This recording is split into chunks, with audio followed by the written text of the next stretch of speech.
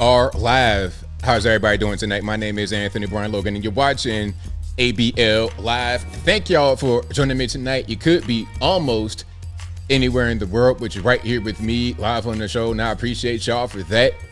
We got a whole lot going on all over the internets, all over mainstream media, social media, and I don't know where to start. First of all, no more migrant debit cards in New York City. No more $1,400 per month per family, plus other benefits, plus other monies, plus other amenities. No more cutting city resources to pay for the migrants because Trump's back in town and the border's going to be closed. We'll talk about that a little bit more a little bit later. Also, Ivy League students, the future leaders of this nation, the future leaders of this world, can't cope with losing an election. They got to get ice cream and candy and babas and pillows and safe spaces. How are you going to be 25 years old in college and an adult male and then go cry in the room somewhere because Kamala Harris lost the election? We'll talk about that a little bit more a little bit later. Also, the mainstream media, the liberal media, has been all over the place. They don't understand how Kamala lost. After all, they put out so much fluff there, so much false, misleading, gaslighting information that it should have worked because they looked at a sheet of paper and some statistics said that what they did would work. But when it didn't work, they're confused like, hey, what's going on? We'll talk about that a little bit more a little bit later and a whole lot more on tonight's episode of ABL Live. And thank y'all again for being here. You guys are the best audience anywhere on these interwebs. If you like what you're hearing so far, if you enjoy the content in general, please give the video a thumbs up, like the video, share the video, do all that good stuff. That'll help me out tremendously. Somebody said Kamala lost on purpose. I don't think so. I don't think Kamala could have done any better than what she did. Kamala did her absolute best. The so-called best speech she gave still wasn't a good speech at the end, the concession speech, and she had to sleep for an entire day. Listen, she should have been out there at 2:45 a.m. when Trump was out there addressing the supporters in the crowd. But what did she do? She goes to bed, just completely skips that. You got elderly black folks, everybody down there in D.C. at 2:45 in the morning waiting on Kamala. She's so tired, maybe a little bit tipsy. Because look, can I talk about Kamala just for a minute before we get to anything else? And I'm going to come back to Kamala. I got some videos, but have you ever dealt with an alcoholic? Have you ever been an alcoholic? Now, I've been around alcoholics, and her behavior looks like the behavior I saw. In the morning, still kind of drunk a little bit, sad, crying. That's, to me, it looks like she's an alcoholic. Remember when Kamala recently said, she made a joke, oh, I'm not on weed gummies, and was laughing. You know what I think happened? Here's what I think happened. I think her staff or those around her realized she's got a drinking problem. And they said, you know what? I know you want to take the edge off. I know you're stressed. So what you should do is use the weed gummies instead. Get the Delta 9, Delta 8, whatever you want. Get that and you'll be fine. Okay, I know about that. I know what y'all be doing. And she decided to not do that and kept on drinking. That's what I think. That's what I think happened. She was in the bed probably at 12 midnight, in the bed, passed out, didn't come back out until 4 p.m. the next day. So she can sound decent, I suppose, as compared to her other speeches. If you get that much sleep, if you sleep the entire day and crawl out of bed at 2 p.m., you know what's funny? Remember, Trump would say things like, Biden sleeps all day. He doesn't get up till 4 p.m. Actually, that's probably true, but it's also true for Kamala. And what's the excuse for Kamala? Kamala is just 60 years old. She's not 1,000 years old like Joe Biden is. Is she in decline? Is she in poor health? Well, I don't know. If you consider alcohol addiction or drug addiction poor health, maybe that's going on. But to me, it looks like she had been drinking. That's just my opinion. I don't know anything. I'm not in her inner circle. I've not given her a breathalyzer. I'm just saying what it looks like because I've been around that before. That's the same behavior in the morning where they're halfway drunk, still asleep, kind of tired, been crying. Okay, they be crying all night because they've been drinking. They get in their feelings. Start talking about old stuff, boo-hooing, that's how they be. Face all wet. And then they get violent too when you want to confront them. I feel like she might have that. So it was probably a whole night of her crying, drunk, and trying to fight Doug. See, Doug knows better than to try to fight Kamala. He allegedly beat the other girlfriend, did a 360 Beetlejuice style. Okay, the Exorcist head turn, that happened allegedly. But he knows to not do that with Kamala because Kamala get to drinking and start fight. It might get a little scrappy. It might get a little violent. I'm just saying, that's just my humble opinion. But yeah, they're wondering why they lost. Maybe don't put this moronic alcoholic lady up in the front to try and become the president. And then they want to say, oh, she got to be part. We want her on the Supreme Court. The Supreme Court? The Supreme Court? How you going to have a lady that's clearly showing signs of alcoholism on the Supreme Court? What in the world? Why would you do that? Like, really, and to be totally serious, and be fair to Kamala, they knew, everybody in this world knew, except for the uninformed who had never seen her before, maybe Kamala herself, everyone knew that she was not built for this. She came in dead last in the 2020 election. Dead last. So it's like, what's going on? Now, before I get into that, because I want to really get deep into it, I'm going to look at some videos a little bit later of some of these liberal YouTubers. What's your man? Kolinsky. Okay. And what's the other guy's name? PacMan. Yeah, David PacMan. Okay, this is Kolinsky. Look at his hairstyle. I mean, what in the NSYNC? Bye. What is going on here? And he's married to Crystal Ball, who was beautiful, by the way. I don't know how he did that. Hey, man, you look like one of these dudes, boy band dudes, that's still trying to go on tour at like 38. But Crystal Ball is beautiful. So I don't know how you did that, man. I don't know what kind of spell you put her on. You might have blew some smoke in her face and made her be hypnotized. But anyway, now here's PacMan. Now he's my same age. And the things that he says just doesn't make any sense. And the people in the general populace of people are seeing that he doesn't make any sense. Okay. And he lost a bunch of subscribers because his paid subscribers, paid viewers realized that a lot of what he was saying is false. All this about Trump and he's going to go to jail and he won't make it. It was completely false. And we all knew it was going to be false. We all knew it. All right. So yeah, it's Crystal Ball cuckoo. Oh, okay. Well, there you go. That's why they got together. Okay. Birds of a feather. They got the same mentality. He crazy. She crazy. They can be crazy together. They could be a little mental institution in their house. Okay. They can raise one of them crazy disabled dogs they got in gentrified Brooklyn and all that. That'd make perfect, beautiful sense. I don't know where they live at, but they kind of give me that vibe of that. And the public, the general public does not like it. I'm not trying to clown them really. I'm just saying we see this as weird. We see this as something that shouldn't be going on and we don't like it. We voted against it. The type guys that say it's okay for trans people to be in the bathroom with women. If you ask a regular person that, like I've asked a question, I'm a big guy, right? So I come up to people or if somebody asks me, they want to talk to me. I'm usually taller than most people that I see. So you got a young lady, she's 5'5", and I say, how would you feel if a dude that's my size came into the bathroom with a wig and a pair of high heels on, talking about, yeah, I'm a woman, still get the full equipment and all of that. How are you going to feel in that moment? And to be totally honest, if I'm in the bathroom and a woman comes up next to me, I'm going to be uncomfortable because I don't know what's going on. I'm like, okay, why are you in here at the urinal? Like, what are you doing? You going to pull out some kind of device and use that right now? I don't want to be around that, man. I really just want to just do this right quick, wash my hands and go about my business. I'm not trying to have you with some kind of funnel up at the urinal. And how you going to clean that? You can put it in the sink. I don't want nothing to do with it. Please go away. Please, at least just go to the regular sit down toilet. Don't be right here at the urinal. If I saw something like that, man, I'd be like, man, please stop. But before the person even approach the urinal, I'll be like, yo, don't do that. Don't do that.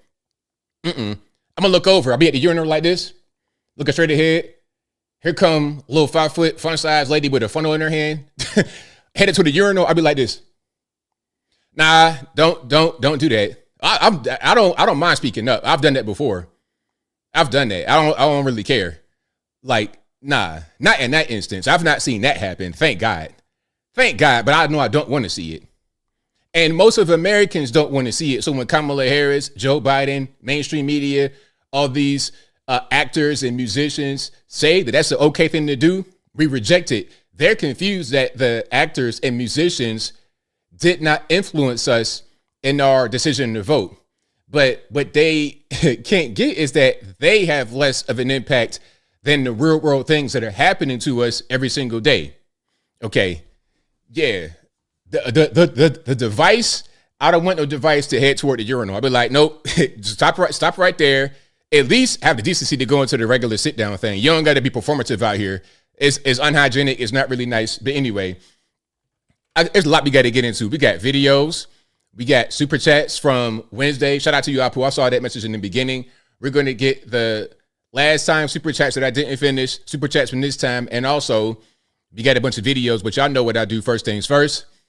Shout out to the sponsors. Shout out to patriotpost.us, your best source of news and information anywhere on these interwebs. Their link will be in the box, or you can just go to patriotpost.us in the browser. Tell them that ABL sent you. Also, go to my merch website, ablmerch.com. That is ablmerch.com. We got the hats, t-shirts, stickers, hoodies, mugs, and more right there on the website, ablmerch.com. Also, what we got? We have AnthonyBLogan.com. That is ANTHONY, letter B, LOGAN.com. Go to the front page of the website. You'll be able to find articles for each video that I produce. And in each article, I'll source it from the left, from the right, from the center, from local, national, international. As long as it's legal, I got it right there on the front page of the website, AnthonyBLogan.com. Also, go to the contact page, AnthonyBLogan.com/contact us. You can find my email address, my snail address, my UPS box, of course, my social media accounts, my Facebook, Instagram, Twitter, never going to call it X, TikTok as well. Yes, I am 100 million years old on TikTok, but it's fine. I'm on there. All my links, everything will be in the box. So as I always say, if someone contacts you in the YouTube comments saying that they're me and that they got some kind of big deal for you, I advise you not to do it. It's probably a scam. Don't get scammed in 2024. Nobody has time for that. All right. So we got a lot going on. I want to get straight to it because we have a pretty packed show. Now, the migrants. I'm going to start straight from right there. I'm going to start with the migrants and what Eric Adams has done. Okay. I'm going to start there. But first, we have some kind of protest. Now, maybe this is in New York. I'm not really sure. If you guys recognize these big buildings where it could be, y'all let me know. But let's check it out.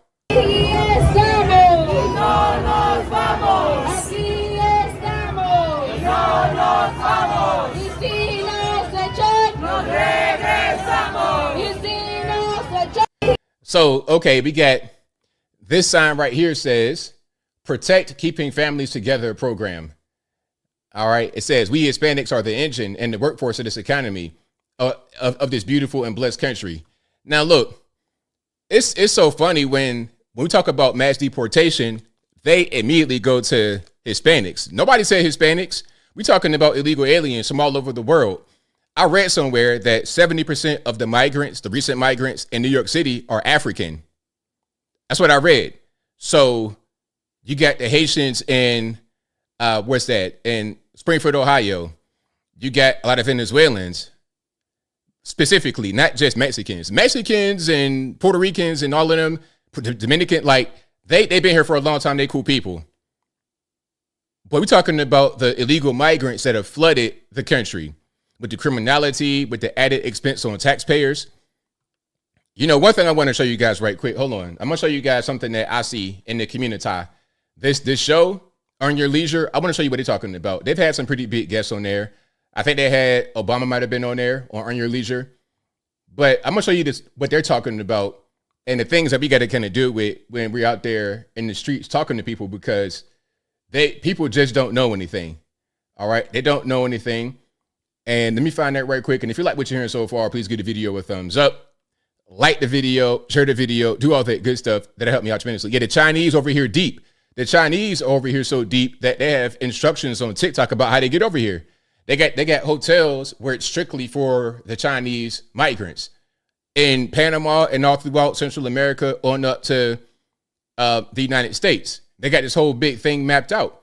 So it's like they don't listen, they don't understand, they don't get it. They don't get it. It's not the Hispanic people like necessarily. It's about the migrants, you know. And like I said, they just want to go straight to. Hold on. Matter of fact, let me see. Okay, yeah. Here we go.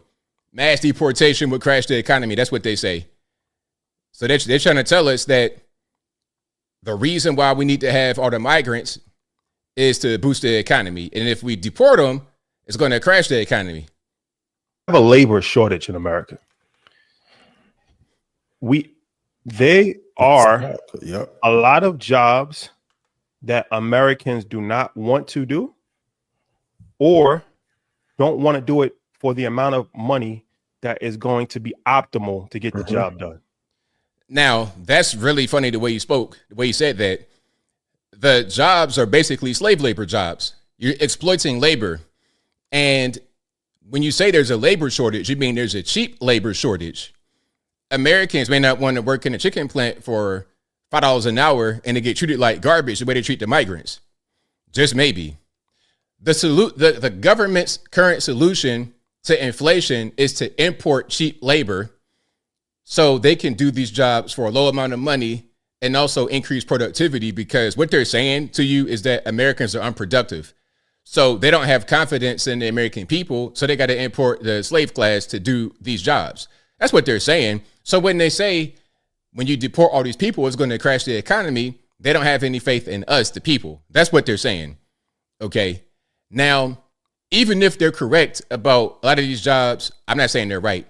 Even if they are correct that these jobs Americans don't want to do, what they're not talking about is how, yes, the migrants are doing the jobs cheaper, but it's not really cheaper when you look at the costs associated with it that the taxpayer has to pay, not just in a random sense of paying taxes, which are going up all over the country, by the way.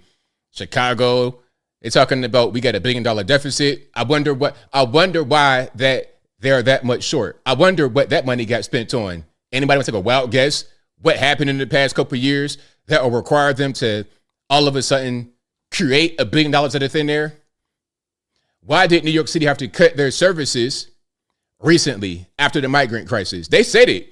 Eric Adams said it and got in trouble. That's why they're trying to punish him. That's why they're trying to do the lawfare. He said it. He's like, look, we're trying to cut services because we're not getting any help from the federal government, and they're dumping these migrants on us, and we have no way to pay for it other than cutting services. It's the same thing happening in Chicago. But Brandon Johnson is so dumb. He says, let's just raise taxes. Now, both ways they're doing it is wrong. Cutting services, raising taxes. The solution should be to close the border. That's a solution, but it's worse to raise taxes than it is to cut services, in my humble opinion. Okay, I would say cut spending in government and streamline things so you can use your money wisely and close the border. That'd make for a great city regardless. But I'm getting way off track. Or they're not advertised publicly for you to be able to even get them. No, this is a fact. So any non-union construction job, building a home. Yep. If you've ever built a home. Okay, the Hispanic labor. Okay, now again, shout out to the Mexicans, Hispanics, whatever they are. Out here is a lot of Guatemalans. You got some Venezuelans, but Guatemalans, they dominate. Mexicans, they out here too. Yes, you're right about though the homes being built by migrant labor, but again, it's cheap labor. $10 an hour to frame a house, whether it be snowing, cold, rain, whatever. $10 an hour. Why would Americans do that? You can go to Chick-fil-A and get 15 an hour. It doesn't make any sense. It's kind of silly. Okay, so that's just what it is. And they've been here. The migrants framing the homes, they've been here for a long time. That's not part of the migrant crisis. The migrant crisis is new. Illegal aliens, undocumented, they've been here for a long time. Dreamers been here for a long time. It's not necessarily them that's causing the crisis. So they're conflating things that aren't congruent. And this is how they talk all the time. It's a lot of deceptive language because it's not accurate to the subject matter at hand. You see, now these kind of guys get big platforms. This page right here I'm on, this has how many? 1.5 million followers, and they're completely idiots. They're completely morons. They mouth breathers at best. And this is why it calls for guys like me and many others to come in and say, hey, you know what? What did your man D1 say? Bring common sense to the conversation. Yeah, let's bring common sense to the conversation in the real way, D1. Shout out to D1 from the streaming room on. Hey, I'm getting a lot of feedback. If you guys, Ryan, Tyshawn, if you guys are watching, I'm getting a lot of feedback from that podcast on your show, Hardly Initiated. It was fantastic. Me, Melanie King, people hitting me on my phone talking about that. So yes, you made an impact with that one. We're going to do a lot more. Now let's go to my man, Eric Adams. And I said a while ago, it was like, hey, can we get our good brother, Eric Adams, a MAGA hat, please? Let's get him to just go all the way to the right. Why not? He is kind of seeing the light when it comes to the migrants. Let's get him on board with everything else and fully be a conservative person. Why not? Why not? All right, let's check this out. The mayor just announced that the city will no longer issue vouchers to migrants to pay for food, ending a controversial program that had repeatedly come under attack by conservatives and others. This pilot program in New York City, drenched in both humanity and controversy, distributed debit cards to migrant families staying in city-funded hotels and allowing them to buy their own food. Eyewitness News reporter Josh Einiger following the breaking news for us. Josh? Well, Bill, it's a program that, as you say, generated plenty of controversy, but now its absence may raise even more questions. The so-called Immediate Response Cards pilot program was designed to help feed migrant families who'd found themselves in New York with no way to afford food. The one-year contract provided what the city described as culturally relevant food to 2,600 migrant families, allowing them to basically buy what they wanted. Now, this program was so crazy, and I'm sorry for the frame not being right in the beginning, but this is so crazy. So they were saying they were spending so much money trying to feed these people because what they were doing is setting up the shelters, and they got to cater the food or whatever they got to do. The whole process of getting the food prepared and getting it to them was costing so much, and then there was a bunch of waste because they kept throwing food away because they ain't want to eat it. Now, my thing is, somebody was saying, hey, if you're hungry enough, you'll work for $10 an hour. If you're hungry enough, you'll eat whatever kind of food they give you. It must not be that hungry, huh? Why? Because they got money. They already got things. They're just going to get free food. They just, whatever they're being given for free, they're going to take it to a certain extent. And if they get in the money, hey, it's all good. Now, they got debit cards. So if they got a family of 4 with 2 kids under 5, which will incentivize kids to be born, because if you don't have any kids, when you come over here, or you might have 1 kid, you want to get some more money, have 1 more baby, boom.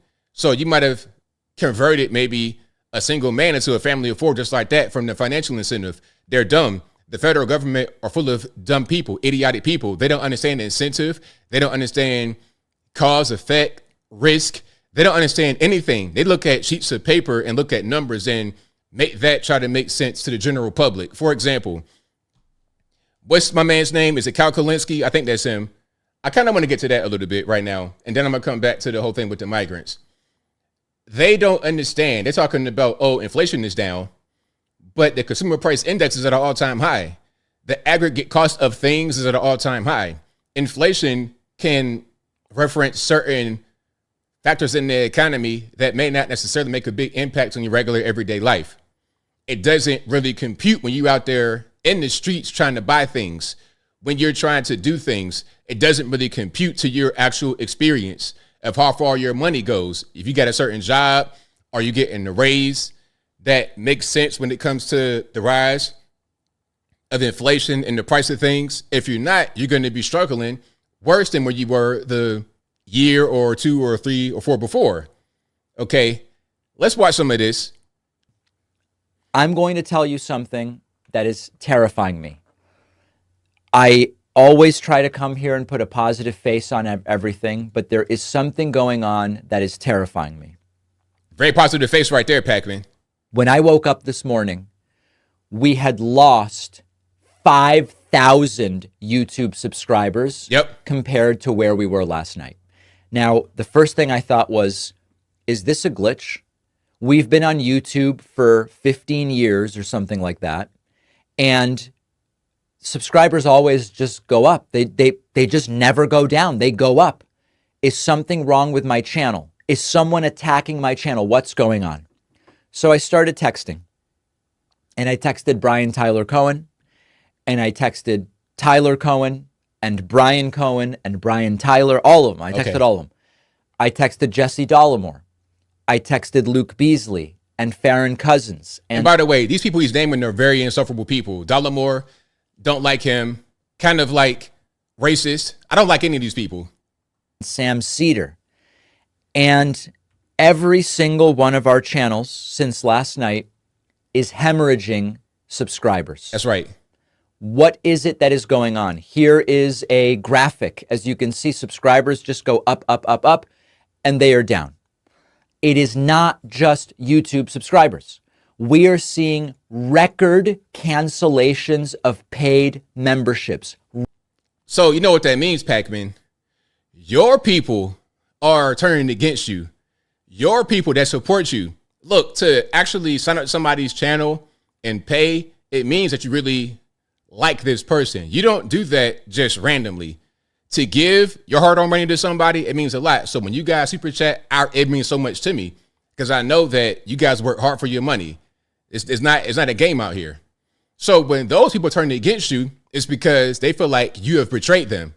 These are your people. This is an indictment on you. You can't blame the white man. You can't blame Donald Trump. You can't blame misinformation. Now, this is your audience.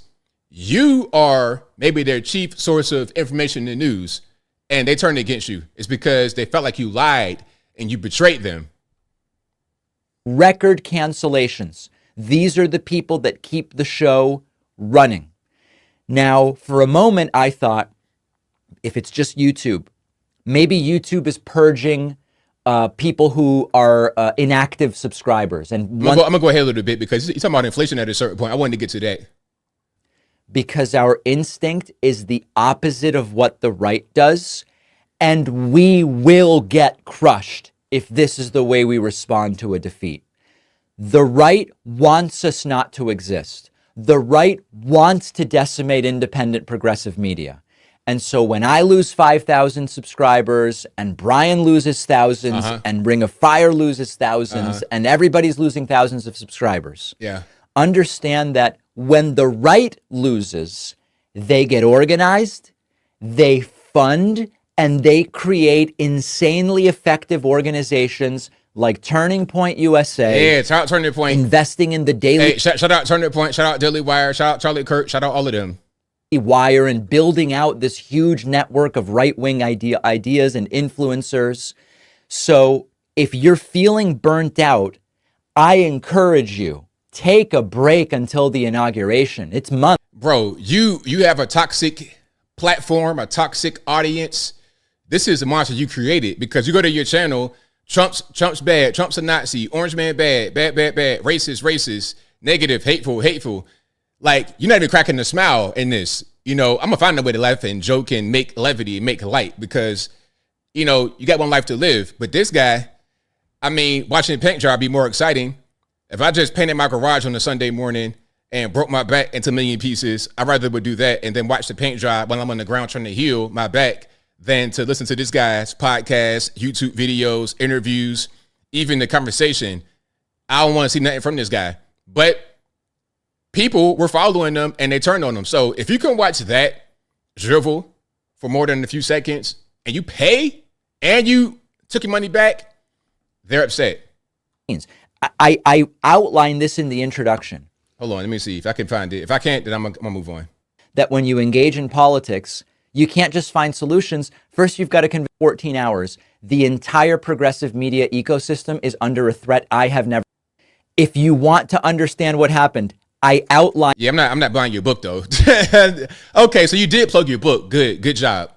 But one thing that he was saying that I didn't capture right there is that, well, the numbers are down. The right says that the inflation is very high, and that's the reason why they voted for Donald Trump. But the numbers are down. Inflation is at its lowest point post-pandemic. It's like, my man, what you're doing is reading from a sheet of paper or on your phone, looking at that data and making it apply to the lives of regular everyday Americans. But sometimes you can't just use a data point.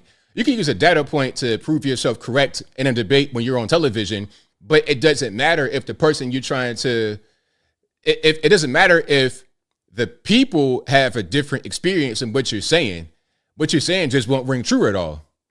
And they got to be able to understand that. They got to understand it. All right, I'm going to come back to the whole migrant kerfuffle. A family of 4 with two kids under 5 got about $350 per week to cover food in a program the city said would actually save taxpayers millions a year. It also reduced food waste. You may remember the food the city had been providing in migrant shelters was seen as not culturally sensitive to the needs of some migrant groups, and it ended up just going to waste. For more than a year, the city was groaning under the weight of more than 200,000 asylum seekers. Officials say the migrant population has actually reduced lately.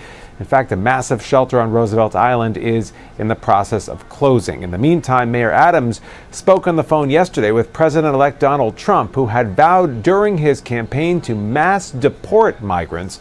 Aside from congratulating him on his win, though, Adams today would not say what they discussed. Now, of course, they're trying to say, like, the news is funny. They always have like little sneaky things. They're trying to say that Eric Adams didn't confirm whether or not he was asking about a pardon because, we got the lawfare on Eric Adams. They're trying to hit him with some federal charges. The charges are so silly. Like, they're trying to say that the government of Turkey influenced them to open the building. I mean, I guess that's something, but it's not really a lot. When you consider what they do all the time in the government, look, Nancy Pelosi and them, they insider trade all the time, and it's not even a big deal. We report on it. We say, okay, Paul Pelosi sold X amount of shares in this company before a law got passed that only they knew about, and it affected the trade price. They do it all the time, and it's no problem. They can insider trade. The political class is seen as impervious, which is why when they're trying to do the lawfare against Trump, you know that it's BS, because normally if you're a political person and you're accused of a crime, it happens internally and nothing comes of it. The cocaine in the White House, they know who the cocaine belongs to, but they don't want to say anything because that would embarrass somebody and potentially put somebody on charges who they don't want to be put on charges. What if Kamala Harris came in there, high as gas, with the cocaine in her pocket, it falls on the ground, she don't even know, they find it, they see who it is on camera. You mean to tell me that the White House don't know who had cocaine in there? Really? All these cameras, you know how a security facility is? I've been inside the White House 3 times. You go through multiple checkpoints to get there. You got a checkpoint outside and then another checkpoint inside. I think it's a total of 3 checkpoints, at least 2. You can't just walk in there like it's nothing. They're going to put you through the metal detector, take everything out your pockets. It's a whole big thing. I'm sure they got drug dogs everywhere. You can't just go in the White House. They know who did that, but they don't want to say because they got to protect that person. But if it was Donald Trump with some cocaine in his pocket and it falls on the ground, man, they would have pulled out all kind of technology, everything to identify it as him. They would have put up a picture of his face on camera, full HD. It'd be like one of them cameras they use to photograph the universe. Okay, you got a picture of some nebula, a trillion light years away. You got a crystal clear HD picture of that, but then the robber down the street is looking like UFO found footage. What's going on? The government has these tools, and they will roll them out if they need to. Please believe it. But anyway, am I tired tonight? Maybe it's a tan hat, because normally it's not a tan hat and this kind of combination. Okay, this is different right here. I'm usually very good at my fashion on camera. All right, so maybe that's the thing that's different. Now we got a few videos here. I'm not going to show a whole bunch of the cringe reactions, but I got to show them. I got to show some. I'm not just trying to stomp on these people and laugh, but I have to show some because we've been through so much. Listen, after the election happened, I was completely drained. It was like, I can't even really describe it. It was crazy. We've been through so much during these 4 years. I think a little teeny bit of gloating is necessary. Not to the point where it's excessive, just a little bit. A little bit, especially the political people and the pundits who keep lecturing at us, finger wagging at us. Okay, now we're back. You guys and your establishments, your organizations, they're coming to an end. They're coming to an end. Okay. And you know what, Russell Shackelford, you're right. They don't see nothing in those Hubble's telescopes or whatever. They got this big telescope. They don't see nothing. They're going to see just empty space, empty darkness. Them pictures a lot of times be photoshopped and enhanced, but I don't want to go down that road. I don't want to be a conspiracy theorist tonight. I don't want them to try and report me, calling me a flat earther and things of this nature. But anyway, if you like what you're hearing so far, I know what to do. Please give the video a thumbs up, like the video, share the video, do all that good stuff. That'll help me out tremendously. You're right, NKM. It has been 9 years of fighting these people. And they'll say it too. Because remember, we were, I showed a video where it was Joy Reid talking about 2015. It's because that's when Trump came down the escalator, and they've been fighting against him and really fighting against us the entire time. Okay, let's watch some of this. All right, we got some reaction. I don't know who this lady is. Do it. All right. TV. Man, look, I don't care how mad I get. I'm not going to assault my own TV. I paid good money for that TV. Why would I just assault it? I don't understand. Do it. Do it. Really? Yes. Yeah. Fuck that TV and fuck that asshole. Do it. I'll buy it. Okay, maybe not that fucking hard. Yeah, the Swifties are wilding out. The Swifties, they doing a whole lot. Why do all that? Like, why do all that? I mean, but you know what? You know what we got to do? We got to record mental breakdowns. We got to record crashing out and put it on TikTok, because why not? Why not? Why not record our true, genuine feelings of rage and put it on TikTok? That's the best place for that to be. All right. Now, speaking about adults behaving as children, this story right here was so funny. Oh my goodness. This is my favorite story. This is my favorite thing. Harvard professors cancel classes as students feel blue after Trump win. Now, not only was it this, it was the whole thing about them getting cookies and candy, and oh my goodness, it was so funny. Wait a minute. Let me see if Daily Mail won't flood my screen with ads as they normally do. These ads, Daily Mail, please, I beg you. Can I please, look, Daily Mail, here's my plea to Daily Mail, if you're listening. Can I just sign up to your website and pay some money so the ads will go away? I don't mind it. It's fine. It's fine, because I'll go to your guys' website a lot, so it's worth it a little bit. But these ads are completely tearing me to pieces. Like, I can't even really show the video. I mean, the article. Okay, like look at this. Look at this. Like, okay, you got my fashion sense and stuff like this. I'm not wearing no purses. That's crazy. They try to set me up. But anyway, I don't need all this at the top right here. You understand? So I can't even really show the thing. Let me see if I can zoom out a little bit and if that'll work. Okay, there we go. Ivy League students offered crayons, Legos, and cookies with milk to cope with Trump's election. Okay, so some people got days off. Some got cookies and milk, Legos, crayons. They got a safe space to be able to cry in. They got all that stuff because Trump won an election. Now, we're dealing with grown people. Grown people. I mean, you're talking about people that may be in their mid-20s, 26, 27, all this, that, and the third. Okay, you're talking about all that stuff, all these ages, and they're going to get cookies and crayons, and it's the infantilization of people in this country. So with stuff like that going on, you can't be surprised that they got a tampon Tim in there or a Kamala in there. These bad, goofy people, you can't be surprised that that's going on, because this is just kind of what they do. It's what they do. They produce these people in their schools. They can't deal with adversity. And these are the kind of people that resort to violence. They don't know, they don't have any kind of skills to resolve conflict. There's no skills to resolve conflict. There's nothing like that. So they resort to violence. Okay, I want something done. I'm going to go out on the street and I'm going to crash out. That's the way of resolving conflict. Okay, let's go back here. We got some more. Hopefully it's not too much cussing. I'm going to try to be the real-time censor. I don't want everyone crying or anything, but he won the Electoral College. Yep. He won the popular vote. Sure did. And he won every swing state. Mm-hmm.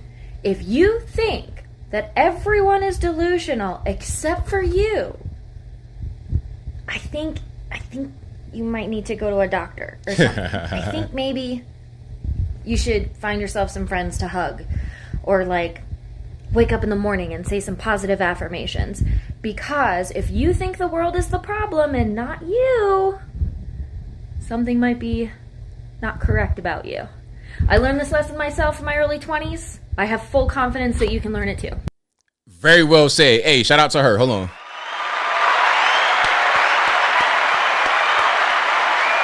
A little bit of accountability goes a long way. Just a smidgen of accountability goes a long way. All right.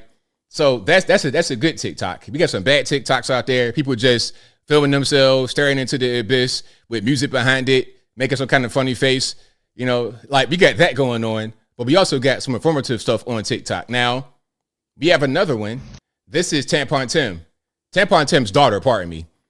I thought it was the same person. But anyway, this is Tampon Tim's daughter on TikTok. Okay, I'm sitting here on my couch eating SpongeBob mac and cheese and watching Outer Banks, and I just have a couple like initial post-election thoughts. I've like officially reached a point of anger, and I'm not an angry person, so I'm just trying to channel it. The first one being, this country does not deserve Kamala Harris.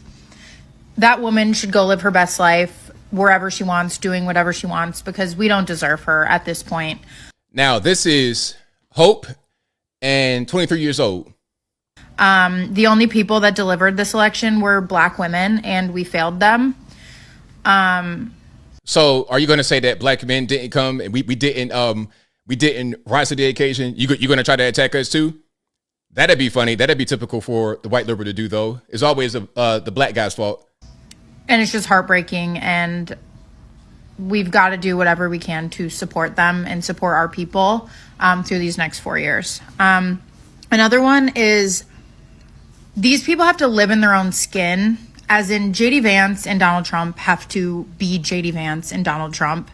And that is not a punishment I would wish upon anybody except those two individuals. So I'm just really grateful that I am who I am and that I'm on the side of love and hope and joy and progress. All right. So, yeah, shout out to her. I mean, that's nice you have those thoughts and opinions, but pretty soon your way of thinking is going to be toast. And again, that was Tim Walz's daughter, Hope, 23 years old. Okay. And somebody asked, why do her statements sound like questions? That's how they be talking. Like that's the upspeak, ain't it? Where you got to end questions like this and you're wondering what, like, I can't even do it without asking the question. It's like, how did they just change language like that? Because you have certain ways you pronounce words, certain tones you use when you're trying to express a certain emotion, or, you know, it's like you do things a certain way in the English language, but then when you come and do stuff like this, it's like, what is this new language we have? Is this Gen Z? Is this liberal Gen Z speak? Liberal Gen Z-ese? I don't know. Now, this is a young guy too, but on the opposite spectrum of Tampon Tim's daughter. Check it out. People did not choose grocery prices over your human rights. People chose grocery prices over your delusions that your rights were being taken away in the first place. Nobody is taking away your rights. Trump was already president, and he didn't take away gay marriage. He didn't enact a national abortion ban. So stop scolding working class people because they didn't prioritize your delusions over their ability to put food on the table. The people who talk so much about privilege don't seem to understand what a privileged position it is to be in, to be able to prioritize your own delusions that your rights are being taken away, to be able to prioritize that over your ability to put food on the table. I see so many people doing anything but reflecting on why the Democrat Party's message was such a resounding failure with the American people this election cycle. This was a sweeping red wave because people are tired of prioritizing fake issues. People are tired of coddling adults who demand that everybody prioritize their feelings over everyone else's ability to feed themselves. Very well done. So shout out to Grando Evan. Grando Evan, that was good. Hey. Fantastic. That's what we're talking about. You know, that was a common sense answer from a regular person. And that is what drove this election, in my humble opinion. Common sense from American citizens. Okay, now we got something else going on right here. I've not watched this entire thing, but I saw some of it. All right. Now, I'm going to just put this up here. So you already kind of know you know where it's going to go. You could pretty much just take a gander. Like, yeah, I know we're going to go here. All right. Anyone need a boob bracelet? message me. Free of charge. I won't ask a dime from you. Just give me your Eddie and I'll send it over to you. So this is the bracelet she's talking about. Now, we got some sad music. Hold on, let's see if I can play a little bit of music. You should be. So you get the idea with the music, right? Okay, now let me just read what it says here. We got the pitiful face. Hopefully you'll be okay. I mean, let's just be good mentally. But this is what it says. A beat from my best friend who requires IVF to grow her family. A beat from my LGBTQ plus friends. A beat from my friends of color. For me, I get a beat. Yay, can I get the full thing? Send it to me. A beat for a stranger in Texas who needs an abortion. A beat from my daughter and the freedom of her choice. A beat from my dad with a pre-existing health condition. A beat from my son who has an IEP and requires services through our public schools. A beat from my brother and his doctor peers who have worked countless days, weeks, years researching medicine to keep our families safe. A beat for refugees who were hoping to come to the United States for a new life, as our ancestors did so many years ago. Or your ancestors, Miss White Lady, the ones that had slaves, or are you not? Is that not you? Okay, are you on stolen land? Did your ancestors steal the land? They're so funny because they just say things that they don't really want. They're not really about that. They're not really about that. They'll say, hey, you know what? America was built on stolen land and we should give it back. I'm like, all right, give your house back. I'm gonna call my homie. I'm gonna call my Mexican homie who's native for real. I'm gonna call hermano and say, yo, she gonna give up her house, man, because you're Native American. And then when you pull up with 15, when he pull up with 15 of the hijos and hijas and the wife and the abuela, when he pull up with all of them deep in the pickup truck, I want you to get out of your house immediately. Get out immediately, give it to him. But they're not really, they would never. They just say things that sound nice. Now, speaking about my Mexican homies, all right, this is good. Hold on. Let me get some sound. Donald Trump won, and I am very, very afraid that he might deport my mother-in-law. She entered illegally to the country, and she lives in Street 4, number 47, apartment D, New York. I am very, very concerned. That's right behind the green apartment. Yeah. I have nothing bad happened to her. The gate is always open. You don't have any dogs either. Street 4, number 47, apartment D.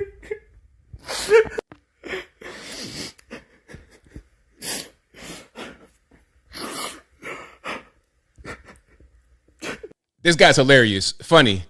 So you guys get what's happening right there. It's like, hey, they're going to deport my mother-in-law, and she lives right here on this block. And she's there at 10:45. And if you go in the front, there's no dogs. Hilarious. That right there is good comedy. Great comedy. I love it. Somewhere Stephen Colbert is crying his eyes out. He is crying his eyes out. He got a bottle of that Kamala Harris. Hey, he got some of that Kamala Harris wine, drinking it straight to the head. Okay, no wine glass, straight from the bottle. Now, here's some more. If you think all right, these guys are funny. If you're thinking moving out from the United States just because Donald Trump is the president of the United States now, make sure to call my company. So we will help you out and give you a 50% off. But if you're liberal, gay, or transgender, we're gonna do that for free, just to make sure you're moving out fast as possible. Don't forget to call. There we go. So shout out to him. Hey man, you want out of the country? You want to be out of here ASAP? Well, look, man, you LGBT, whatever, I got you. Don't even worry about it. All right, we got some more. Hello, Mr. President Donald Trump. We have to tell you something. Please, don't deportation. Please. We are Mexicans, but we don't deportation. Please. No, we work too hard. Because we need to pay bills and child support. And we work too much, but sometimes we don't work because we drink beer. Modelo. Yeah, no, modelo. No ultra. No ultra. No Michelob Ultra. It's for potation. It stands for potations. But now Nah, they really be on that Corona. I don't know if it's the Mexicans or like another Hispanic, but they be Corona out, Corona deep. Shout out to I don't know what it is in the Corona, but hey man, shout out to them. We're gonna drink Budweiser because it's just for you and make America great again. Yeah, we bought this 2 for 25. That's a ganga. For your campaña. For your campaña. Gracias. Thank you, Mr. President. Gracias. Thank you, say thank you. Thank you, no voy a portar. No voy a portar, güey. Gracias. Gracias. Dios, thank you. Oh, que la I love it. Shout out to my Mexican homies. Shout out to them. See, these guys like this, that's the kind of guys that I like. That's the kind of guys that I like right there. All day long. Okay. Those really, really good guys. Yeah. So shout out to the Modelo. Shout out to the Modelo. Shout out to all of that, but I'm good. I don't do no beers. All right. I don't do no beers, but shout out to them. Now we got some more. And one thing I was saying on Twitter is that this election it was not just black, white. It was everybody.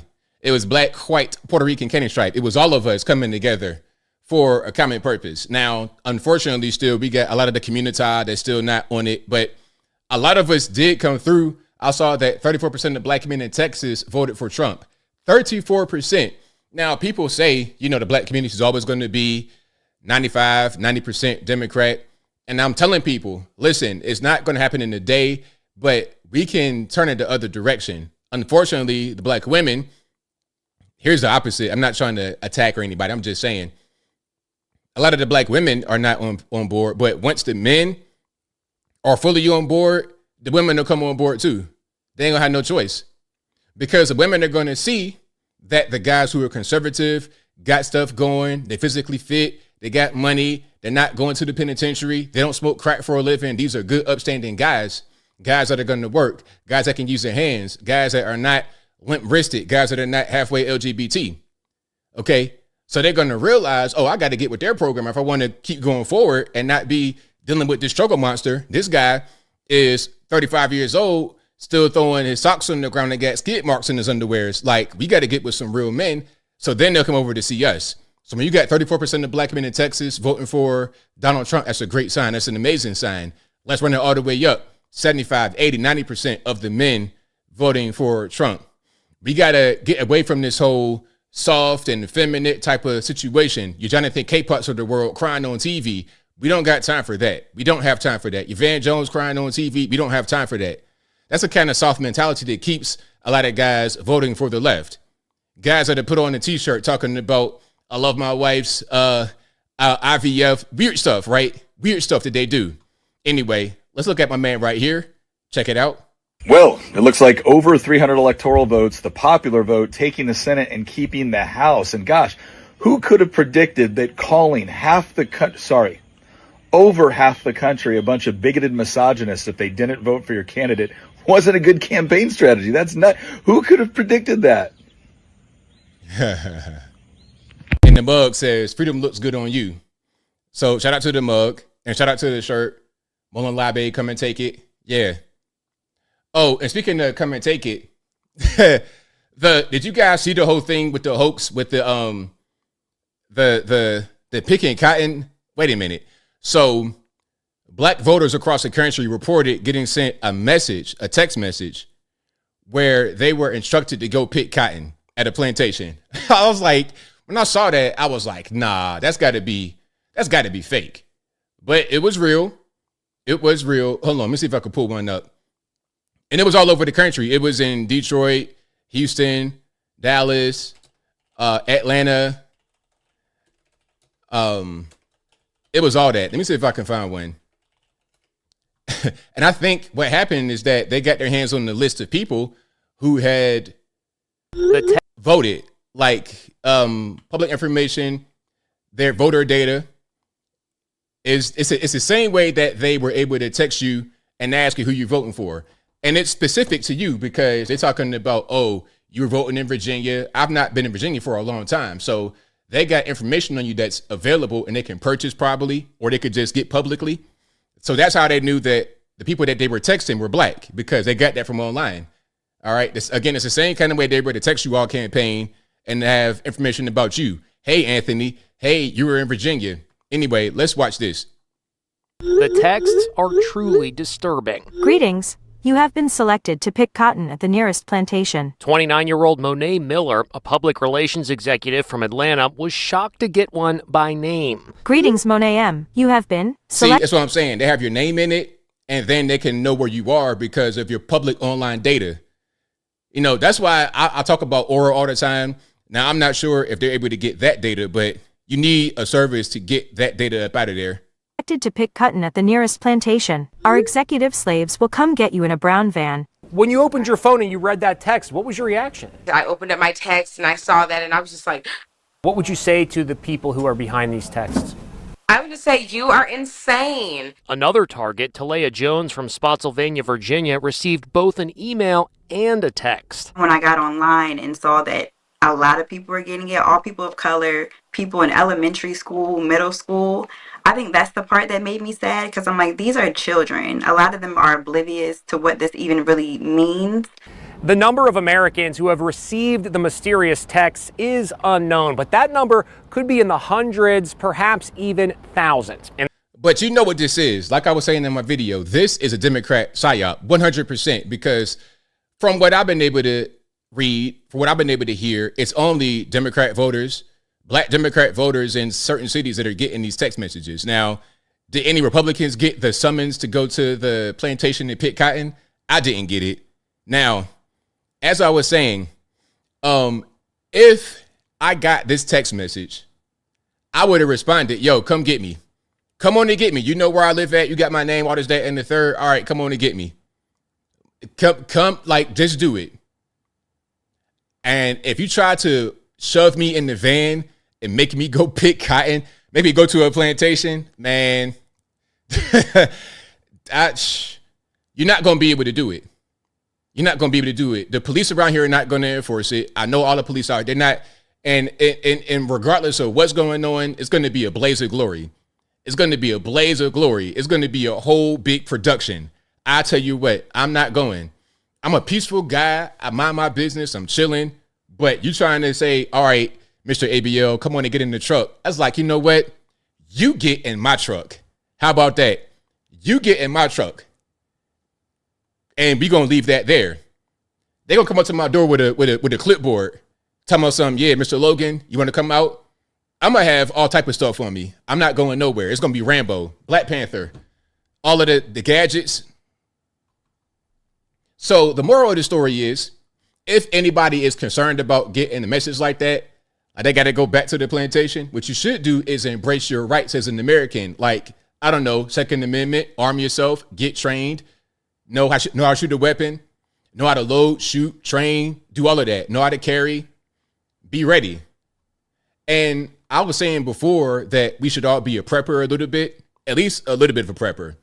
Have some food, have some weapons, have some ammunition, have a power supply, have some tools that can operate maybe without electricity, have some propane if you could do that. Do a little bit of prepping, because we discovered that FEMA is not really going to be there for you when you need them. We've seen that throughout the past 20 or 30 years.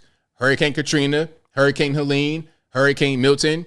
Hurricane Milton, y'all saw the story about the woman who told the field reps to not service Trump supporters. So Hurricane Milton hits and FEMA has teams and they're dispersed to these areas. Now, one team leader says, okay, if anyone has a Trump flag on their property, don't go to the door, skip their house. So your home could be damaged by the hurricane rather than FEMA coming to help you, which is their job, which is what you pay them for through tax money. Let's go ahead and skip them. Let's not do it. And then they wonder why we got a problem with FEMA. They say that Trump is spreading rhetoric, misinformation about FEMA. They're really a good organization. But we saw them give money to the migrants while Americans have nothing. We saw Hurricane Helene hit North Carolina, and the people were not able to get any kind of help. When they're calling to apply to get the one-time payment of $750, they were getting denied, and it's an automatic thing from the algorithm, and they have no way to appeal it. But the migrants get whatever they want. The migrants get whatever they want, and they never get told no. oh, we don't like that. We don't like Nutella. We're not going to eat no third world sandwiches. We want to get some of this nice tostones. We want to get real food. Give us some money to go to the grocery store or else. And then that's what they did. You, on the other hand, you lost everything in the hurricane.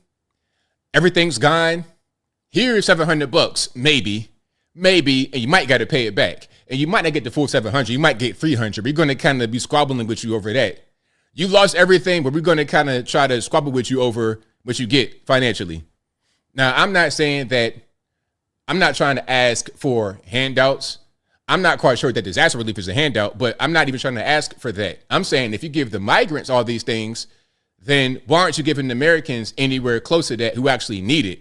The migrants chose to come here and they didn't have any kind of job lined up. They just hopped across the border and we're paying all kind of things for them. Taxpayer funded housing and the hotel, the Roosevelt, the food, everything we give to them for free. But Americans are paying more and more for everything, higher taxes, and we are getting fewer things back as a result. They pay nothing and get everything that we have worked very hard to give them. So this is why Americans say, you know what? We're going to go a different direction. All right, let's keep on rocking here. Now, this is really good news. Shout out to California. Shout out to California. Little word to the wise. If you're pulling this crap in California, we just passed Prop 36, which means when you get busted and you get caught and brought in, they're actually going to prosecute you now. Woo! We passed it with over 70% of California saying yes to passing this proposition. So there you go. Might want to stop stealing. Might want to get yourself a job, my friends. This is ridiculous. Now, shout out to them. Hey, good California. Good California. Take your state back a little bit at least, because seeing this play out throughout the past few years has been crazy. You could just go in the store, take whatever you want, and nobody does anything to you. Man, please. Back in the good old days, you might get deleted. Back in the good old days, you might get deleted. And some are going to say, oh, that's barbaric, ABL.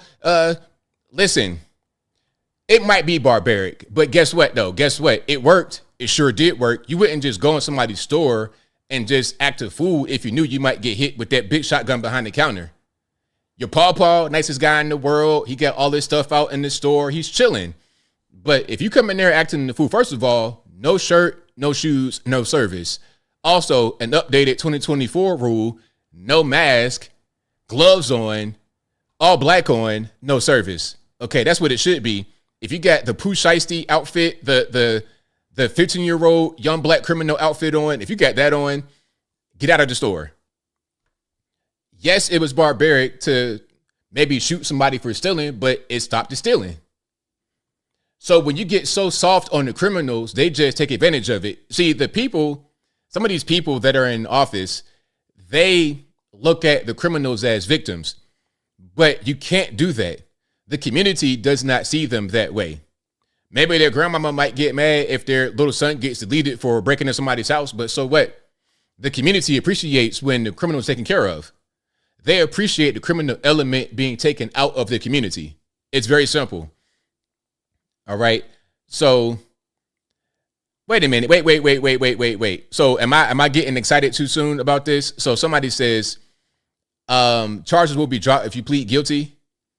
That doesn't make any sense. Why would you not take the plea deal? See, Californians, you know what? At this point, I don't know what you're going to do. I don't know what you're going to do at this point. I feel like they've abandoned the middle class. The way it is now all over the nation and in California, either you have the money or you don't have the money. There's no more middle. You see, the middle used to be, okay, you got a decent job, you're able to raise kids, you're not living in the fancy, super fancy, beautiful, whatever, but you have enough to be able to get by, raise kids, the whole 9 yards. The lower class, you're struggling, it's rough. Maybe you might got some crack smokers in the bottom of the mix. And then the upper class, that's your Gavin Newsom. Do whatever you want to do. Living high on the hog. That's you. The nephew of Nancy Pelosi. Democratic Party royalty, I suppose. That's you. So, and then the news media as well, they're also part of the elite. They live a certain way, and their viewpoint is that they have to lord over us to control what we do because we're too dumb to understand how to navigate life.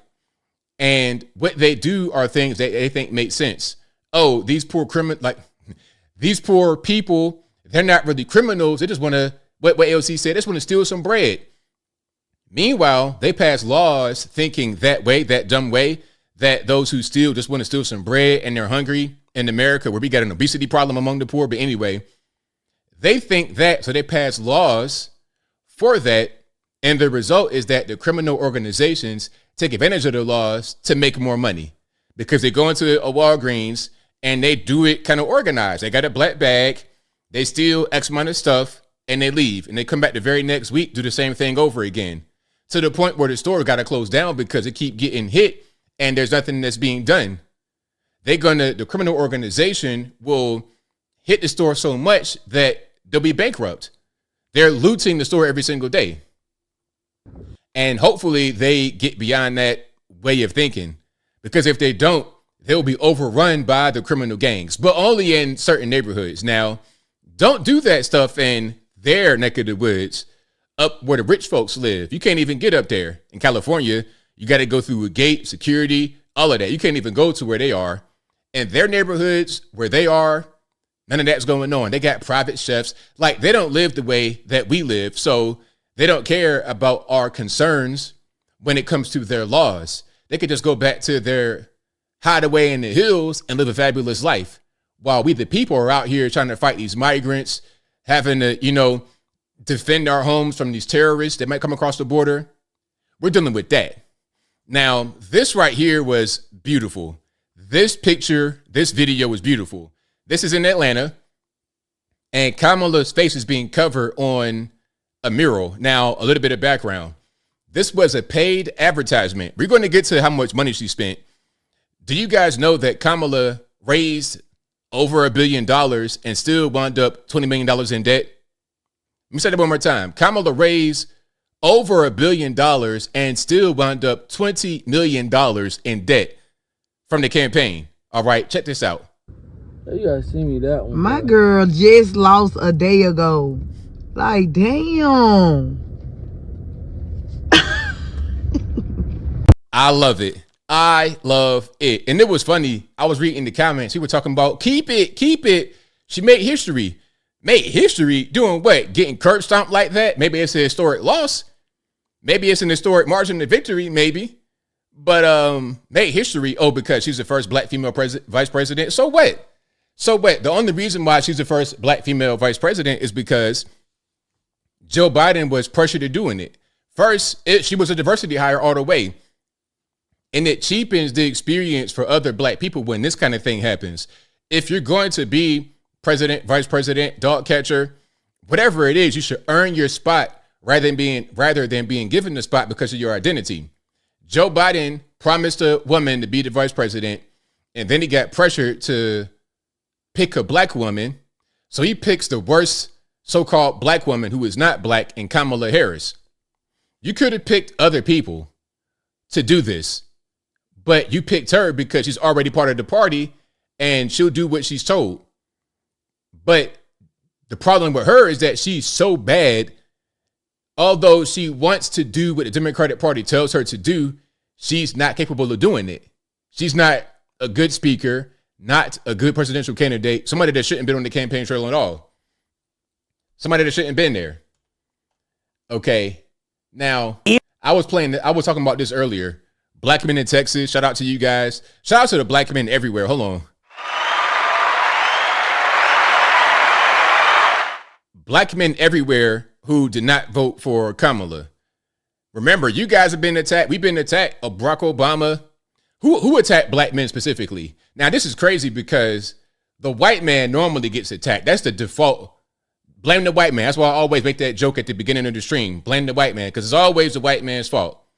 It's like Peter Griffin. It's like Meg. I don't know. Blame Meg. The white man in America is Meg. Now the black man is getting some of the white man treatment. We had Barack Obama attack us. A lot of these pro-wax, like what's the pastor's name? The philandering, cheating pastor that had a bunch of babies outside of his wife when he was married in Baltimore. And then he had to come to Atlanta to leave Baltimore because he had Jamal Bryant. So Barack Obama, Jamal Bryant, all these guys, I can't even name them all. The news media, they'll kind of hint toward it. Oh, there are certain groups that aren't really voting for Kamala the way we black men. Now, let's watch what we did as a response to all that in Texas. Even here, when we look at how black men in Texas voted, Trump was able to get about a third of their vote. Now, take a look at these graphs that show how these numbers fell back in 2020 among these demographics to how all the numbers settled last night. Among black men, Trump has improved his support by nearly 20 points. Latin men, even here, when we look at how black So look. So you see the graph right there. 34%. This is in Texas. 34% of black men who voted for Donald Trump compared to how we voted for Donald Trump in 2020. 15% of us voted for Trump in 2020 in Texas, 34% in 2024. Black women, a slight change from 8% to 9%. That's better than going backward. I mean, hey, baby steps. I appreciate all the steps forward, although it could be better. Latino men, they got a pretty big jump as well. 38 to the majority of Latino men voted for Donald Trump. So the whole thing about Trump hating Mexicans and all this and that, it didn't work, did it? It didn't work, did it? It did not work because Trump appealed to men. And Kamala was all about girl power. Maybe the campaign thought that if they lean in on girl power, that'll help her win. I don't know who this campaign was for. Maybe it's for the older crowd that still kind of believes in TV a little bit. Not you guys watching, because you guys are brilliant. You could be 85 years old watching me. You're still brilliant. But normies, the general public who don't really know about politics at all, they still believe in some of the old ways that the news media worked, the way television worked. They presented certain things as real, although they're just crafting a narrative. It's just the performance is being put in front of you. They still believe in that. So when you're playing Beyonce and all this and that and the third, it kind of appeals to them. But people that have a brain, people that are intelligent, don't think that that is connecting. Now, speaking of black women, we got something. We got a good sign right here. Look at this.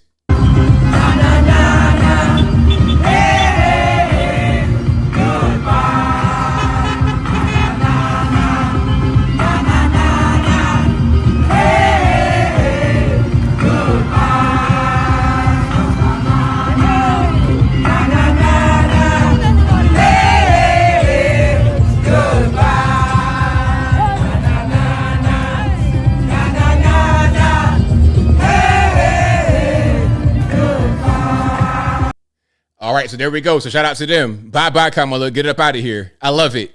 So I showed you all the main race groups. I didn't get an Asian person. I showed you the Hispanics. I showed you the white. I showed you the black. Everybody celebrating Trump's victory in this country. I love it. And their color ain't even really important. It's about being an American and doing what's right for this country. So shout out to them. Hey, one more. I love to see it. Yeah, they look very happy because they realize that the orange man is the best choice and Kamala just don't have it. Okay.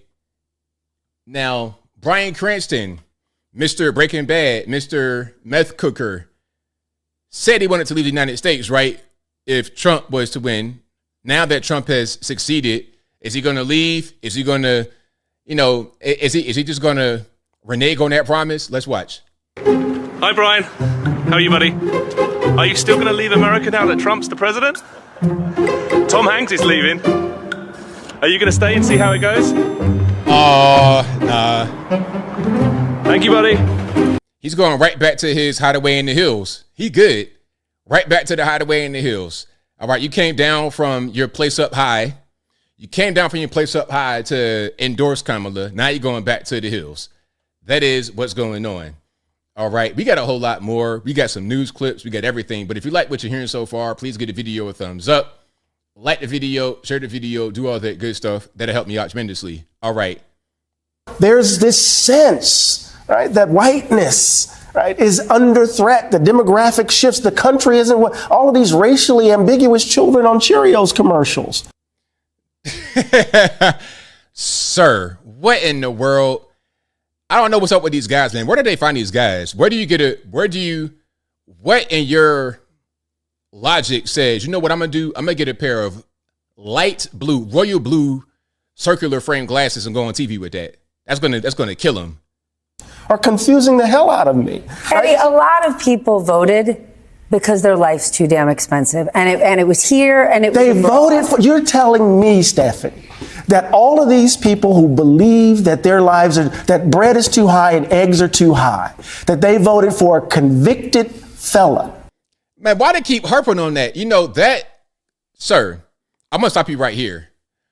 You guys are the main ones that say we should block the box and we shouldn't stop felons from being hired. And if you don't want to hire a felon, you're a racist because a bunch of black men are felons. Because I've been told this because I'm the demographic. I've been told this by people. I've been told this by you guys. You told me this. I used to watch you guys when I was young and dumb, and you would say stuff like, I remember that whole movement when you guys tried to block the box. And now you say that if we vote for a convicted felon, we're somehow wrong. But you guys said that we should block the box. So someone's status as a felon should not be a hindrance to doing the job. So I don't understand. And then that's for things like scrubbing toilets even. So why not for the president? What? Look, you got 3 qualifications: 35 years old, 14 years in the U.S., and natural born U.S. citizen. That's it. A guy who said we can grab the P. I think that a lot they voted for this guy. Now look, what he said, and we got the roof missing. These guys with their hairstyles, just go ahead and cut it, man. Look, I've been bald for a long time. It's okay, man. It's fine. It's fine. Don't even just embrace it. But anyway, Trump did not say anything wrong on the Access Hollywood tape. Can we go back to that a little bit? I think that a lot they voted for this guy. Let's go back. Guy who said we can grab the P. He didn't say anything wrong because he's talking about on the Access Hollywood tape. He said, when you're rich, when you're famous, they let you grab the P, allow, consent. Okay, that's the key that people seem to skip over, but that's what the media does. They lie, misrepresent, truncate statements, make it fit a narrative. And we see y'all. We see you guys. We see you, what you're doing. So what's happening is that people are going to the media. I mean, they're going to alternative media, away from the mainstream media, and we are who they follow because we tell them the truth and we can back it up with evidence. You guys, all you do is lie and try to push narratives rather than giving the truth. I think that a lot they voted for this guy. I'm not defending it, but I think there are tons of people that don't pay attention to, and I'm not defending it, don't pay attention to politics at all. But while we live in the most prosperous country in the world, people are saying life's not fair. I'm not doing well. My son's still living in the basement. I can't seem to get a job. I don't like the status quo. I'm voting for something else. And he was the person. I love you to life. I love you. But I do not believe that. Like, what do you believe? Come talk to me. Come talk to me. I can tell you don't be around guys like me at all. You're not around guys like me at all. You're up in your hideaway in the hills with your boyfriend, your husband, or whoever you got. That's what's going on with that. I cannot believe that. And the reason I think you believe it is because you don't want to believe that that's what's really motivating them. It's all. What was that noise? Like, what are y'all doing? People are so crazy, man. Making noises. Like, what was that? Always the case. People don't want to believe what the country actually is, because if they believe it, they're going to have to confront what's in them. Now, this guy's name is Eddie Glad. And guess what he is? He's a Princeton University professor. Wow. Imagine that guy being your professor. You're not going to learn anything other than how to be indoctrinated. And that's a problem right there. That's why the kids who go to these schools are needing safe spaces or whatnot, because it's guys like this that are encouraging the infantilization. This guy's a child himself mentally. I don't believe that. They voted for a crook, a person who they know is stealing from, just doing everything to undermine the so-called country that they love. And then they're telling us the BS that it's economics. We know that's not true. All right, so there we go. Shout out to him. Hey man, they're not doing very well. They're not doing well. They're having some issues. I mean, to me, it makes me smile. It makes my heart smile. It gives me a good, warm, fuzzy feeling inside when the elite have to confront the reality that they've lost the nation.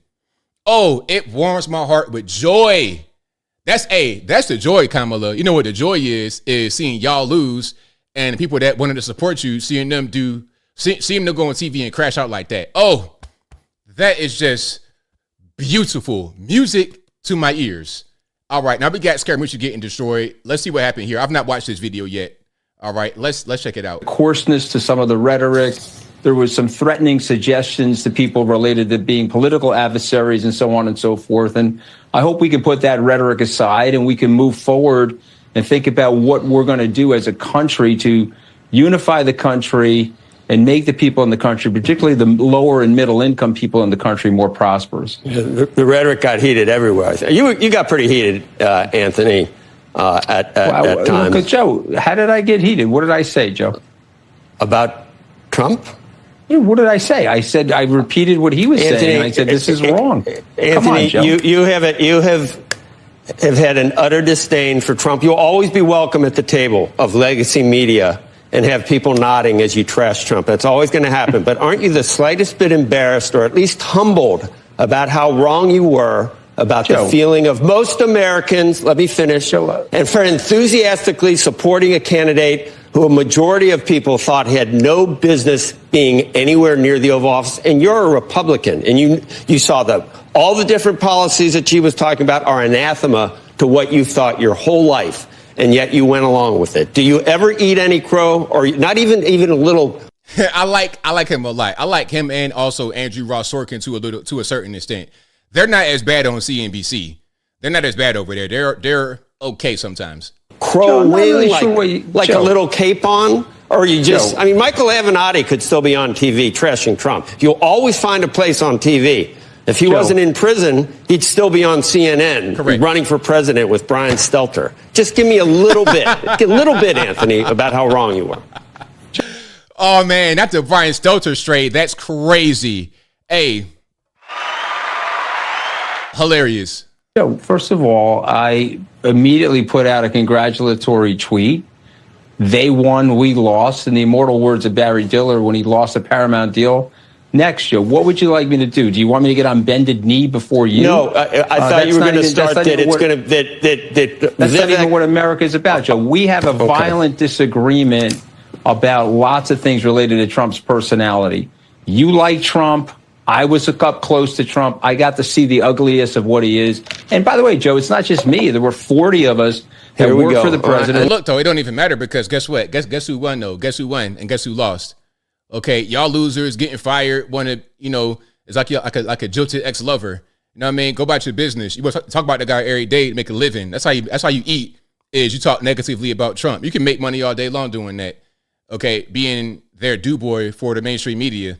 And I warned people. So I think he's been very good for your. I think he's been very good for your career, Anthony. I think he's been incredibly good. You're here, are you not? And you're going to be welcome anywhere you want to go. I think he's been very good for you. And you'll be able to live off this for another 4 years. Yep. Joe, why don't you calm down? Why don't you calm down a second, Joe? We know each other a long time. Are you saying that you and I can't disagree on somebody's personality? Is that what you're saying? And you're saying what I'm saying in terms of identifying those features and traits of the personality. You don't see those too, but you're choosing to ignore them? I guess 75 million people looked at everything you looked at and decided that there were other things that. But there were 67 million people. I know there were, Joe. But that's what makes America, Joe. That's what makes America, Joe. But you're saying to me that stuff that I was saying wasn't factually true. If somebody's saying they're going to use the American military to go after their political adversaries, and I say, geez, that sounds very un-American. Come on, Scaramucci. Like, really? Like, we the people are done with you guys and your lies. We're done because every time you guys talk, it's a lie. Now they're talking about putting Kamala Harris on the Supreme Court. They need to leave the lady alone. Leave that lady alone. She could not get through the campaign. Same as Hillary Clinton. Listen, I love women. Shout out to the women. All right. Shout out to the women. I don't think the presidency is a role that most women would be built for because it's very, very, very difficult. It's hard on the men. I mean, you see how even Barack Obama, George Bush, you see how much they age in the White House? Like, it's a hard job. It's a hard job. It's not something that's easy. And if you're like 60 years old and you're not used to doing any kind of work and you kind of chilling, it's not going to be for you. But now they want to put her on the Supreme Court, make her do some more work.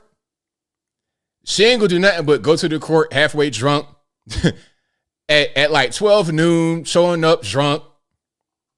Liberal. And so I hope that Joe Biden makes the next 10 weeks as consequential as he can. I don't care about drawing outside the lines or what Republicans may think about it. This is within your purview. You can actually do it and you should do it. And, you know, one more thing, John, is you have a hell of a vice president right there who has a legal pedigree to sit on the Supreme Court and let Republicans go crazy. And Shemichael's funny over here on the left.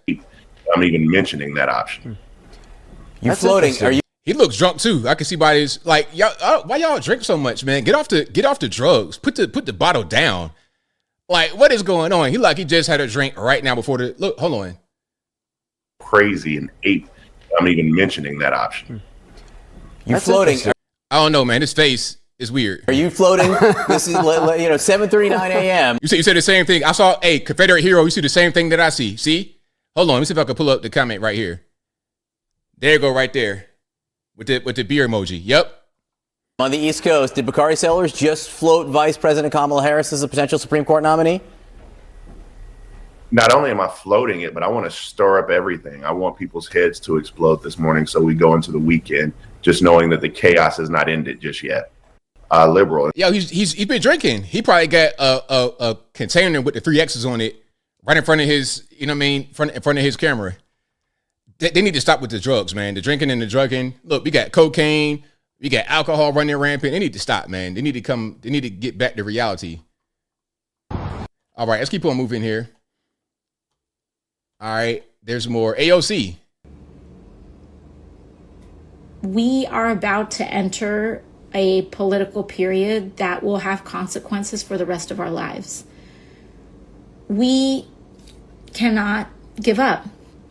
We now find ourselves in a time in history that has precedent, and we find ourselves, I believe, in a time where there are, let's say, peers in history. They don't speak very well. One thing that they don't understand on the left is that the way that they speak is kind of old school. It's kind of slow, trying to be, nah, man, we want more podcast style stuff. We want more information. We want you to go a little bit more in depth. We want you to be more natural. We don't want you to be so mechanical and polished because it comes off as inauthentic, because it is. It's obviously inauthentic. You need real people to be able to speak to the concerns of the people.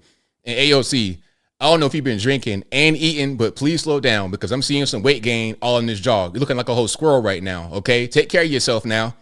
You're nothing but like 32 years old, man. Take care of yourself. Of mass movements of people that mobilize to protect one another in times of fascism and authoritarianism. And this is the... No, hold on. Somebody said it in the chat. Somebody says AOC look bigger to y'all, or is it an unflattering angle? No, she's bigger. She's definitely bigger.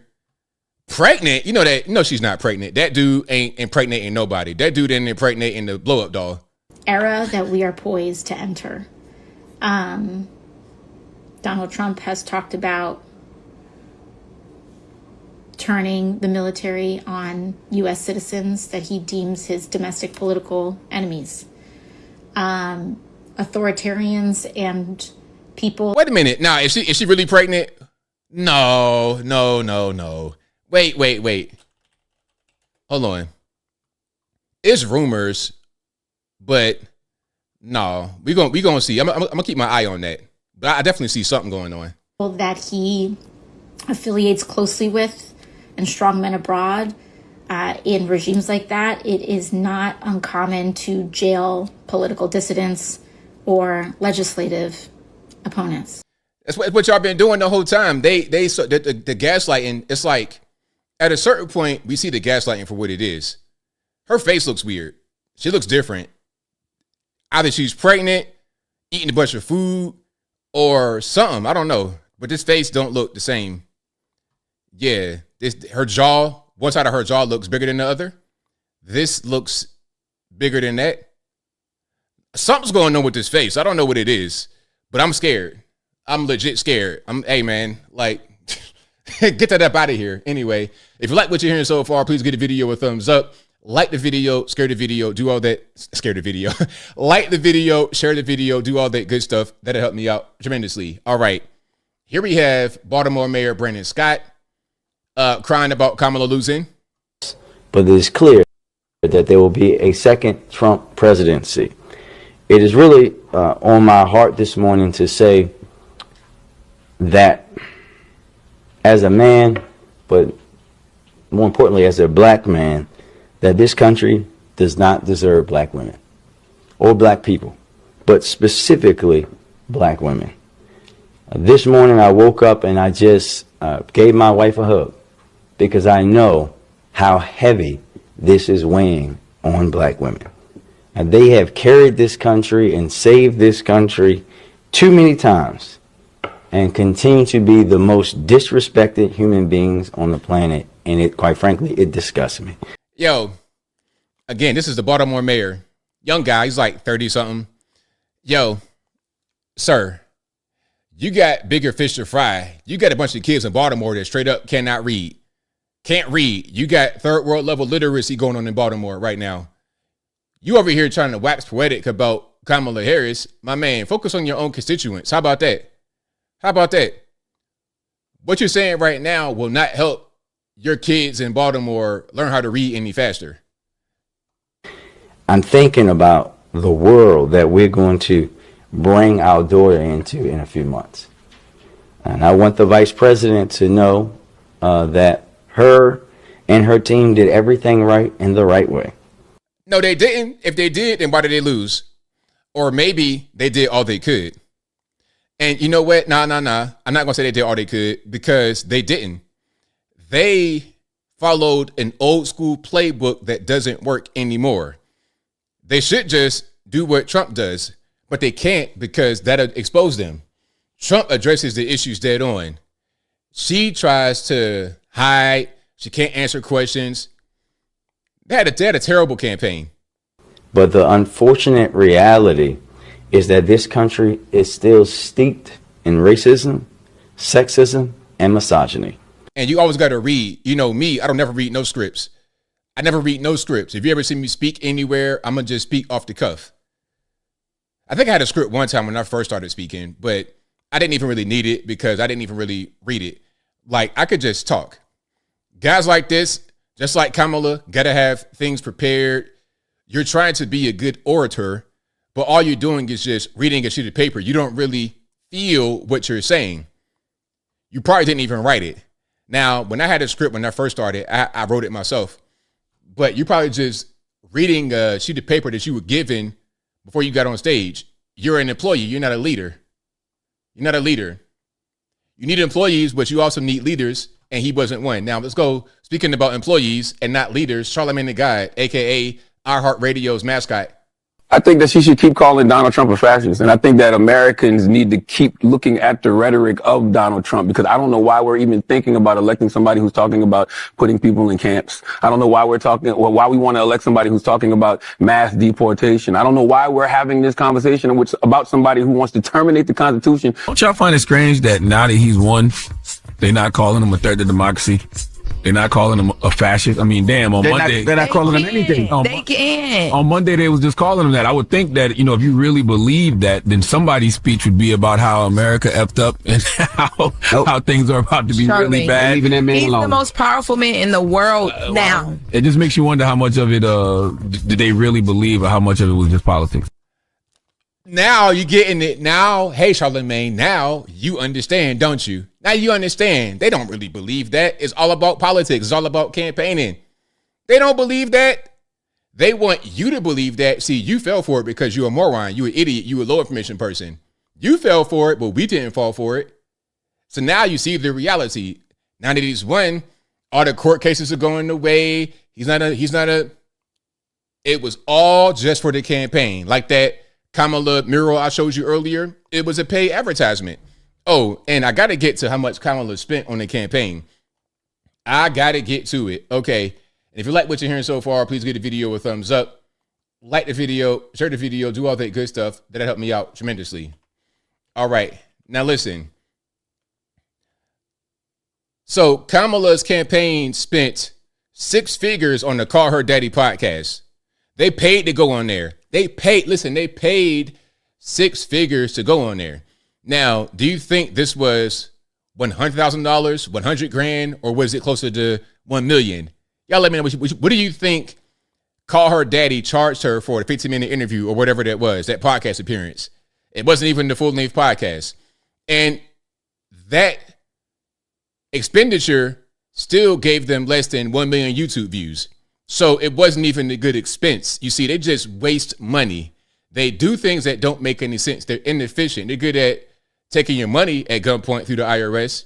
87,000 new agents. They're good at taking your money through IRS, but they're not good at spending your money appropriately. They burn your money.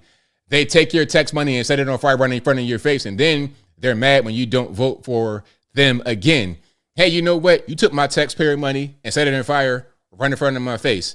I'm not going to vote for you anymore. Oh, you're a racist. You're a fascist. Okay, now you're insulting me. So you're going to rob me barefaced with a pistol. Then you're going to insult me when I have a problem with you robbing me. Okay, you bring in a bunch of migrants to my neighborhood and have them raise my everything. They're raising the cost of living. They're raising the insurance of the vehicles. Everything is bad that you're doing. So I'm going to vote a different way. And the more they try to talk about orange man bad, racist, fascist, and its supporters are not informed, the more they do that, the more we rebel against it. All right. Now let's keep on going here. This is how she spent, how she just blew through $1 billion. And again, she's $20 million in debt. The campaign, that is. Check it out. President Kamala Harris had raised over $1 billion ahead of Election Day. This didn't stop President-elect Donald Trump from cinching office with less cash spent. The Harris campaign and its affiliated committees dropped more than $654 million on advertising from July 22nd to Election Day, nearly double the Trump campaign. The Harris campaign declined to comment on its finances. A fuller portrait will be public after the election, as the Federal Election Commission mandates post-general election reports for candidates within 30 days. In mid-October, the Harris campaign disclosed that it had spent over $880 million this election, almost $526 million greater than the roughly $354 million that the Trump campaign had disclosed. Pause. See that right there? That points to efficiency. We don't need to spend all this money to succeed. He did the same thing in 2020. He had half of the money that Hillary Clinton had and still won. They think they keep pouring money into it and keep doing these old school things, blowing my phone up. They spend a bunch of money on YouTube ads. I got some of that money. Look, they're so dumb. They were putting ads on my videos. Thank you for the money, but people that watch my videos are going to just laugh at the ad and watch my regular video, and that's it. So thanks for the money, but you're spending money inappropriately. You're spending money unwisely. Much of the Harris campaign spending was allocated for digital media advertising, polling, and travel from state to state, including to a private jet company called Advanced Aviation. I'm a gun owner. Tim Walz is a gun. I did not know that. If somebody breaks in my house, they're getting shot. Yes, I hear that. I hear that. Millions were paid to marketing agencies, organizing appearances with celebrities like Oprah and comedian Trevor Noah. Now, what I read is that Oprah got $1 million. $1 million is what I read that Oprah got. So that's why there were so many celebrities. Look, all the celebrities that came through, all the Meg Thee Stallion, all that stuff. So look, check it out. Meg Thee Stallion, let me come back so you can see me clearly. Meg Thee Stallion, the rapper, where she had the first rally in Atlanta. This person, you may or may not know who she is. It doesn't really matter. She sells out arenas all over the country. So she's a really top paid artist. She's a big star. I'm not going to a concert of hers, but a lot of Americans do. So in order to get her to perform in Atlanta, she was paid, and it was probably a big amount of money because the concert was free. Or excuse me, the rally was free. But the Democratic Party paid her regular concert fee to come perform, which had the effect of filling up the venue to make her first rally appear to be epic. But as she was talking for the little 20-minute speech she had, people were leaving during the speech because nobody came for her. You see, all these things they did to try and trick us, to pull the wool over our eyes, is just wasted money because we saw right through it. They took the money and set it on fire. Oh, and not just set it on fire. The people who wanted to get paid from the campaign got paid from the campaign. People that always get paid from the campaign got paid from the campaign. So they straight. And the cost was only Kamala Harris's sobriety. The Harris campaign spent 6 figures building the set for her Call Her Daddy podcast appearance. Daddy gang to put it in. Wait. They spent 6 figures on the set? On the set? Why would it need to have a special set? Hold on. Appearances with celebrities like Oprah and comedian Trevor Noah. The Harris campaign spent 6 figures building the set for her Call Her Daddy podcast appearance. What? 6 figures for that? I know about 3 Amish guys that would have had that whole set right there built for a fraction of that in one day. The furnishings and all of that. Their wives would have gone to Hobby Lobby right quick. They would have gone into town on the buggy, came back with all the furnishings, and the Amish guys would have had that the framing, the drywall, the flooring, paint, all of that done within 24 hours. Daddy gang to put it in our TikTok terms. I have seen girls on the street walk up to men and be like, do you know where a tampon goes? Do you know how many tampons we use? Do you even know do you know what a X or Y or Z is of a part of our... You know what? If I was just, a young man for the first time watching politics, and I saw this right here, and I saw this lady with a pair of high heels and some bell bottoms and the regular boyfriend hoodie on, in this weird set with this off-center Call Her Daddy logo. Who designed this? You spent 6 figures on this set. You can't even get this logo centered properly. It's centered, but it looks off because of the way the pictures are. Anyway, my point is, if I saw this video for the first time, I'd be like, nah, I don't want to vote for her because this lady right here talks for 5 seconds. I'm already annoyed. I'm at my peak annoyed level. And they don't know the answer. Payroll and the taxes that accompanied it accounted for $56.6 million of the Harris campaign spending. In comparison, the Trump campaign reported spending $9 million on payroll, employing... Look, Kamala's people just took the money. Okay, the people behind the scenes just did whatever they wanted to do with the money and made Kamala work for them. That's what happened. Now, Trump, on the other hand, was able to be more in control of what happens. You got a team you trust, but you're not just going to be led around by them doing whatever they say. Far less staff. One Trump campaign advisor said, quote, "Money can't buy you love or a good candidate." That's right. That is 100% right. So, yeah, over $1 billion Kamala spent or Kamala raised, but yet you still 20 million short. 1 billion wasn't enough. And you lost. And you spent double the money that Trump did, and he won. It must be a rough feeling. It must be a very rough feeling. Okay, we got more from the actual media. Hold on, matter of fact, I got a lot. I got to go to Europe first. Viktor Orbán. Fényes győzelmet látok. Nyugati politika So I'm gonna read this because he's speaking in his language. Say, what's that, Hungarian? I say a brilliant victory. Fényes győzelmet látok. Perhaps the biggest comeback in giant struggle in Western political history. Politika történet talán legnagyobb visszatérését. They threatened Trump with jail. Küzdelmet, börtön. They took his property. They wanted to delete him. Elfenyegették, elvették a vagyonát, meg akarták ölni. The entire world of media in America turned against him, and he still won. Fordult vele a teljes médiavilág Amerikában, és mégis győzött. Ez minden. This means a great win for the people. Kinek, aki hisz az akaratban. So there we go. Shout out to him. Now, let's go to the European Union, or what's this? Yeah, European Union. I would not say discuss, but we touched upon yesterday. It's the whole topic of LNG. We still get a lot of LNG via Russia, from Russia. And why not replace it by American LNG, which is cheaper for us and brings down our energy prices, but is something where we can get into a discussion also what our trade deficit is concerned. So engage, look at common interest, and then negotiate. I would not say. There we go. So shout out to them. So it says breaking after Trump win, the EU says they will buy oil from America over Russia. There we go. See, we just winning already. Before Trump even comes into office, we're winning already. All right. Now, I think this guy, what's his name? This is Kolinsky. I think this is the guy I wanted to talk about that had the whole thing with inflation. Let me see if he has it or not. This is another liberal YouTuber. Look at that hairstyle. You're looking like Scotty Too Hottie or one of them dudes. You're looking like one of the Scott Steiner or somebody. I was dead wrong. No more predictions from me. My instincts were completely off. You also never have to listen to the polls again. I think we're watching the death of the polling industry at the moment because this is enough misses, enough times where people are like, okay, you guys are just completely and utterly fucking guessing and your models are just pulled out of your ass. All right, I'm sorry, but you know how they talk. They always really vulgar. Right? So that's the big takeaway. But why did this happen? How did this happen?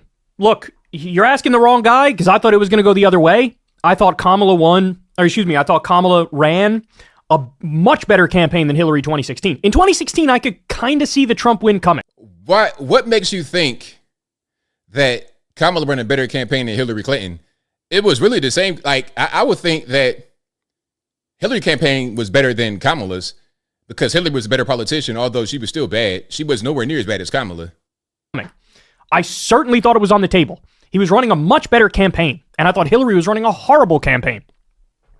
But this time, I did not see it coming at all. Not remotely. I thought worst case scenario for Kamala, she would get 276 Electoral College votes, and didn't happen. It just didn't happen. So, how do we get to this point? Look, I guess it's pretty straightforward, but this was just an anti-incumbency election. I didn't think she would get tarred with incumbency. I thought that would be squarely on Joe Biden, and she sort of escaped that by being not Joe Biden. Turns out that was wrong. She was tarred with incumbency because she is the sitting vice president. All right, I ain't gonna play too much more of this, but somebody said Timu Gaffietti. Yeah, Gaffietti. But if Gaffietti started to do a little bit of Pilates or something like that, if Gaffietti didn't eat so many of the samples in the kitchen, he looked like Kolinsky right here. Yo, you look a mess, sir. You got 2 earrings in one ear. I don't know what this style is, man. You look crazy. You still dressing the same as you did in high school a little bit. I need you to upgrade that a little bit, my man. But anyway, shout out to him. This right here from CNN was funny. This was a funny moment. And this is the kind of thing they do that we're like, come on, man. When you say stuff like this, we're not really on your side. All right.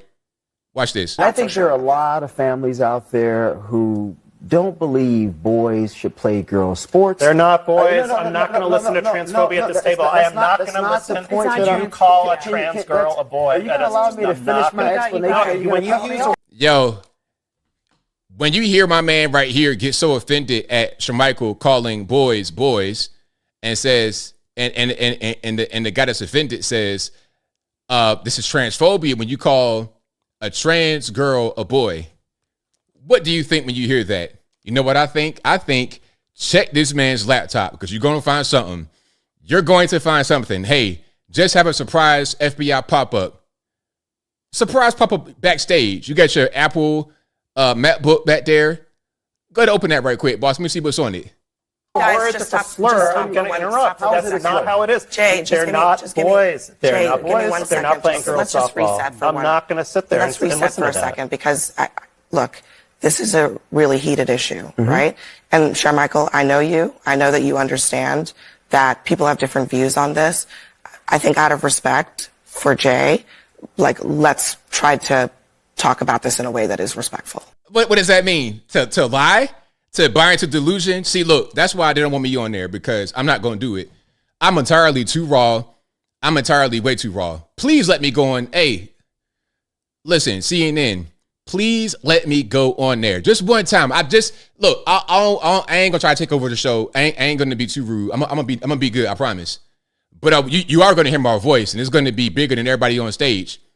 Okay. So, but give me one time, and then when I'm not on there, you be able to see how soft and docile this conversation is. My man crashing out over transphobia. What have we become as men in this country, where that kind of guy exists? put like this guy used to be the guy that had to stay in the room when company came over, but now he's on TV. Like, what's going on? Okay, so let me rephrase this since I'm being targeted here. I don't. You're not. Just to be clear, you are not being but targeted. I am. But it's okay. I'm specifically saying that I know that you are not intending to be transphobic. He should know that I'm not. But he wants to sit here. And no such thing as being transphobic. What are you talking about? I'm just saying the reality of the situation. A boy is a boy. A girl is a girl. It's not transphobic to say that. However you identify is your business. Okay, you want to go by the pronouns Pokemon, Dragon Ball. Okay, it, them, zim, zer, zay. Great. Good for you. You want to change your name to some type of complicated algebra equation? Fantastic. But guess what, though? Guess what? At the end of the day, you got XX or XY chromosomes. At the end of the day, when they come back 1,000 years from now and look at your bones, they're going to see, okay, there go that big jawbone. There go that big leg bone. This is a male here. However you identify during your life is irrelevant when I examine your actual physical body and look at the biology of it. I'm triggered. Calling you transphobic, I'm saying you're using a phrase I want to give you an opportunity. So the way regular people interpret it, that's not regular people. Ads were effective. Yes, it is regular people. Regular people don't think that a little boy is a girl and vice versa. Regular people, there's no consensus that these are actually boys. Yes, it is. Except for some of y'all funny looking weirdos with stuff on your phone that's kind of inappropriate, in my opinion. This whole thing about trans girls is a canard. We're talking about a tiny, tiny sliver of the population. That may be the and case, we're using but my point in terms of its effectiveness. Just get to your point. My point in terms of its effectiveness. Regular people with children look at these things and they say, you know what? This is a bit too far. I do not agree with this. I don't like this. I think Democrats are going way too much to the left on social issues. They're uncomfortable with it. A lot of people believe that. A lot of families believe that. That was very well done, Shermichael, because I wouldn't have been so smooth. I'd have been a little bit rough. You were very good with that. Shout out to you. You may disagree with that reality, but that's why Republicans kept running those ads over and over and over again. Yep. Because they saw the metrics suggested that they were lying working. in those ads over and over again and using rhetoric like you just used, saying this is boys playing girls sports. Well, First of all, we're talking about 5 people in the entire country. You would prefer? We're talking about trans girls being allowed to play with the people who are in their gender. And you're using language to obfuscate reality because trans girls is a synonym for boys. You're saying the same thing. Okay. If I say this tall hill is a mountain, you're going to kind of squabble over that. It's like, well, you know what I'm talking about. Why we got to squabble over the definition? Like, you're using the word or a phrase means the same thing that he's saying. But what he's saying is more accurate biologically. It's more accurate factually. What you're saying is how someone feels. And if you don't believe, you don't have to listen to me. Listen to the American Medical Association, the American Psychological Association. The American Medical Association. This is not about the guys. They spent 2 minutes arguing over whether to call boys boys or trans girls. Like I said, check that dude's phone, man. There's something on it. All right, we got Joy Reid. I ain't gonna show too much more of this. We got limited time. Women all over this country know what it feels like to be the far more qualified woman who loses the job to mediocre or underqualified men. Black women doubly so. And people are rightfully depressed and scared. The Republican Party has made it clear they're not mad at the whole Nazi thing. They actually find some of the ideas, mass deportation, internment camps, white Christian nationalism, to be kind of okay. And autocracy definitely feels imminent. This era is especially frightening if you're a woman or black or gay or bi or trans or in an immigrant or in a mixed status family. And that danger is not in your head. They radicalized our audience. This is why you got so many shooters on that side. The guy that shot Trump at the rally in Pennsylvania, the guy that shot Steve Scalise at the baseball game. They radicalized the people. They radicalized the Black Lives Matter and Antifa. They radicalized them. And they pay them, I think, as well to go out here and do certain things. So when they say, oh, it's the right that are inciting hatred, that are inciting violence, that are inciting another January 6th, it's going to be an attack on democracy. They're the ones that incite all the violence. Okay, that is the reality of the situation. But hey, now let's check this out right here.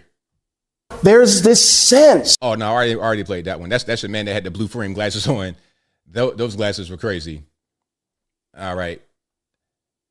Let's get to this right here. Oh, Jack Smith. I want to play a little bit about Jack Smith. Now, all the cases all of a sudden that Jack Smith had, the whole thing that Jack Smith had is got to go away now because you can't prosecute a sitting president. So he's already been elected. It's over. Everything that they had, all the lawfare is being dropped. All of it. Something that is very exciting that broke literally seconds ago. Here we go. Jack Smith has filed a motion to vacate all of his deadlines for Trump's criminal charges, the first step in dropping all criminal charges. Now, the House Oversight Committee, and I know you're very close with Comer and very close with Jordan, are looking at Jack Smith with a microscope. Talk me through the lawfare against Donald Trump, and what do people like Letitia James and Fani Willis have in store? Well, first of all, you can imagine the American public and average Americans watching a lawfare that was used against President Trump. His house gets raided. They want to value Mar-a-Lago at $18 million. Dude, the chandeliers at Mar-a-Lago are worth more than $18 million. You try to take this man's money. Then you try to put him in jail. And then, none of this works. So now we got to try to kill him. That didn't work either. And then now, imagine this. Jack Smith and Letitia James knew exactly what they were doing the entire time, and the chickens are coming home to roost. I sit on the House Judiciary Committee. I cannot wait to actually address this and address them one-on-one because they have some serious explaining to do. And then I'll say this. The American public realized something that was very simple. If they could do this to Donald Trump, then they can do it to us. And this is what they voted against. President Trump said this multiple times. They're not coming after me. They're coming after you. I'm just standing in their way. So what are some of the major investigations that we can expect out of the United States House of Representatives? Obviously, the Judiciary Committee is an incredibly powerful committee that you are on. You've had some bangers, Congressman. Some questions that you've been. Now there's where I could play right here, but you get the general idea. Jack Smith has nothing because you can't prosecute a sitting president. Now he also might get sent to the penitentiary. My hope here is that he gets sent to the penitentiary to make big rocks to little. If that can happen, among others, but Jack Smith to start, that'd just make my whole year. That'd be fantastic. That'd be the icing on the cake. That is President Donald Trump presidency. Check it out. And so then what else could Trump do? Let's talk about that because his legal advisor, Mike Davis, posted a warning to Jack Smith on social media after the election saying, quote, lawyer up. Can the DOJ do anything now to protect those prosecutors on Jack Smith's team or Jack Smith himself from retribution? The short answer is no, at least the way Trump's planning to completely overhaul the DOJ, hollow out all of the career staff and just institute a reign of terror. What would stop him? Nothing, as far as we can tell, based on the Supreme Court's view about his executive powers. And when he said he would fire Jack Smith, he cited the immunity opinion. In other words, he's thinking, I can violate the law in doing this, and it doesn't matter. No one can come after me. Now, Mike Davis has become almost cartoonishly savage here. He's talked about really a total blood in the streets kind of war of retribution. I think the important point to notice for starters, when the federal government trains its resources on you, it is ruinous, even if there's nothing there. Davis specifically talks about the financial cost. People who have to lawyer up. Jack Smith has been a public servant all his life, and there's no real issue that he's committed any crimes, but there's nothing to stop a corrupt in the sense of not going after the merits, DOJ from forcing him to have a lawyer defend him. Man, they tell when they're talking, if you know what they're saying, they say everything that they do. Forcing them to get a lawyer, making them spend resources. Y'all just did that to Trump and those around Trump. Not just Trump by himself, but a lot of guys got locked up. Bannon just got released. And the reason why Bannon was locked up is because he was a political prisoner. And now that Trump's coming in, you can't keep him in jail anymore. Go ahead and let him out. Because if you didn't let him out, then Trump would have pardoned him. He's a political prisoner. It's a lot of guys just like that in the system right now. So then when they say that Trump wants to do that, they neglect to mention that they do that right now. They're literally actively right now doing that. It's so crazy. But when you know, and you can't unsee it. Now we got some more. Hold on. Where do I want to go next? There's so much I can really get into. Yeah, I kind of want to get into, where do I want to go? Oh yeah, Black church. All these church people talking about Kamala Harris, endorsing Kamala Harris. Now, I don't understand. Why would church people endorse Kamala Harris? Because Christianity, should you protect the life of children? And you know, one thing they'll say, these people are low information as well. One thing they'll say is, well, how can you be anti-abortion and then be for the death penalty? Well, we're talking about innocent life versus a convicted criminal who did something to somebody, a person who is not innocent. Okay. And also, listen, I'm pro-life. Well, like I said before, if I could be the king and just rule by fiat, I would say no abortion at all, ever.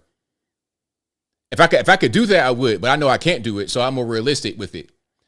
But even in my pro-life stance, I understand that sometimes life has to be taken. If somebody breaks into your house and they got guns, like, okay, you're in the house by yourself. They got paid exactly. They got paid. You're in the house by yourself. You got 3 armed guys breaking in with guns. What are you going to do? Just get shot, or are you going to try to shoot them? Now, if you shoot them and they die, did you do something wrong? No, you didn't. But if you're the one breaking into a house and you shooting people, then you did something wrong. You see, there's context in the situation. I'm not going to take innocent life. I'm going to protect innocent life. Now, if my life is in danger, then I got to protect myself. So if someone gets taken in that situation, they were not innocent because they were trying to take my life. There's a distinction. But if you got a brain cell and you have a above room temperature IQ, you would know that as common sense. But common sense ain't common no more. Here's some Black church folks, singers and whatnot, talking about how much they love the baby deleter, Kamala Harris. Faith community has always served as a beacon of hope in trying times. And this election is no different. We are going to remember this moment forever. The moment we chose joy and freedom as a new way forward. Some say faith and politics don't mix, but freedom and hope do. Seeing people from all different backgrounds, races, religions, and genders gather to show their support and enthusiasm for Kamala Harris is church. You know what this reminds me of? Have you guys ever seen that show on, what's the name of that show? The Boys, on all these streaming services. I don't really watch TV, but somebody made me watch it. I was like, all right. And then I liked it, a couple episodes. But it's like when they have their meetings and they try to talk about how they're going to talk to the general public and the PR that's behind it, it looks just like this. It's fake. It is like a TV show.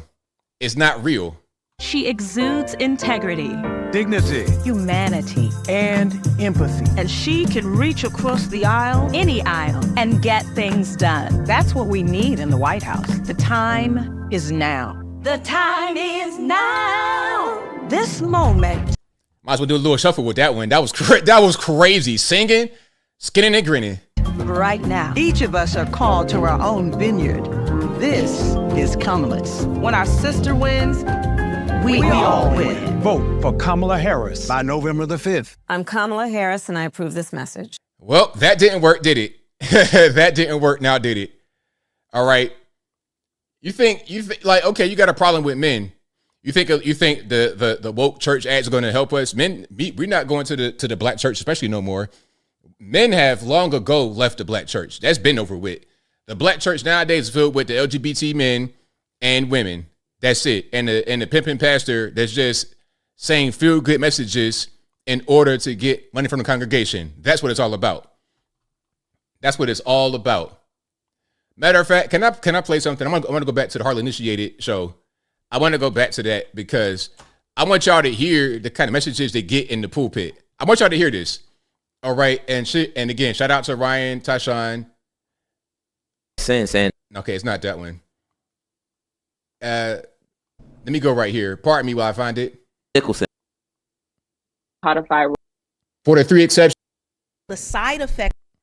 had up here. If you like what you're hearing so far, please give the video a thumbs up. Like the video, share the video, do all that good stuff. That'll help me out tremendously. Not really that impact abortions in the U.S. Like, if you voting for this person, you're not Christian. Or if you voting for this person, you don't love God the same way I love God, because that means that you're for killing babies, or you're for you don't like this race, or any of that stuff. It's something. I'm sorry. I'm getting lost. Yeah. It's just okay. So let's go back a little bit, because before that, it was like a list of 10 things. I'm not gonna give them free will. I'm not gonna allow them to do what they want. If God has given us free will to basically be robots, the way he's showing us that it's not about do the right thing according to the fact that I'm making you do it all the time. It's I want your heart to be to where even if you have the choice to sin on a daily basis, your love and admiration and surrendering of your free will to me, to my will, is what you want to push forward with. So that's the God that we serve. And this is as a Christian, me speaking. And ironically, right before this, I just posted some on my Instagram page, and it was something that felt like a breath of fresh air in this super contentious time of election season, even in the Christian community where... Here we go. Now, I want you to hear these list of 10 things he's going to mention. He's going to listen 10 things. Now, after he's done with the 10 things, let me know if you can remember anything or if it was all word salad. I don't want to poison it, but you just listen. A lot of Christians are at war with one another. A lot of people are just looking to get mad at another Christian. Like, wait, you're voting for this person? That means you're for killing babies. And it's like, let's be honest. Neither candidate is running on an agenda to say, hey, we want... Now, this guy is a rapper, a Christian rapper, and a professor. Of course. They always get the low information guys to be professors. Because he's like, yo, I don't identify as Christian. He wrote something called the Christian Voters Guide, because there's no way that Christians should start being at war with each other and beefed out behind you voted for this candidate, I voted for this candidate. Let's get to Although it. we serving the same Jesus, we can't coexist anymore. It shouldn't be like that. And I want to read y'all what he said for the Christian Voters Guide. This is extremely, extremely powerful. This is amazing. He said, number one, the political process, while necessary, has little to do with how God is saving the world. Number two, the fate of the kingdom of God does not depend upon political contests. Number three, don't be naive. Political parties are more interested in Christian votes than they are in Christian values.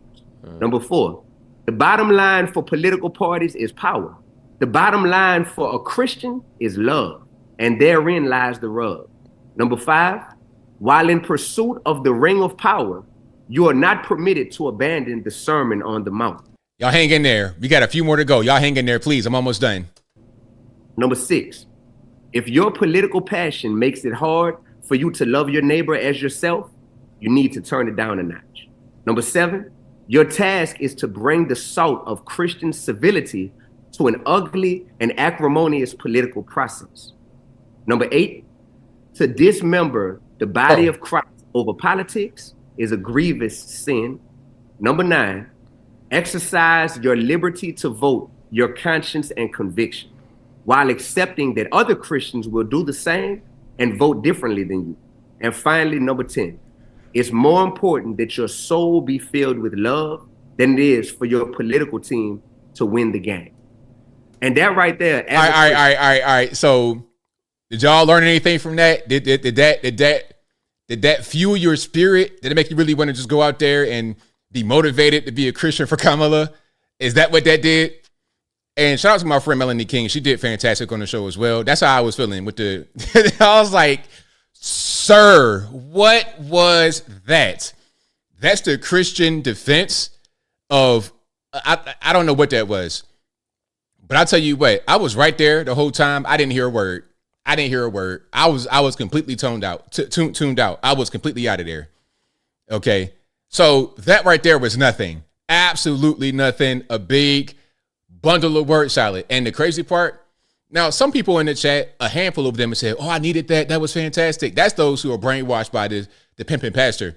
But the majority of us in the chat were like, man, that was word salad. What are you talking about? All of that. Matter of fact, I'm going to play her reaction, then I'll move on. That's something that, like, the same way you don't like this word salad.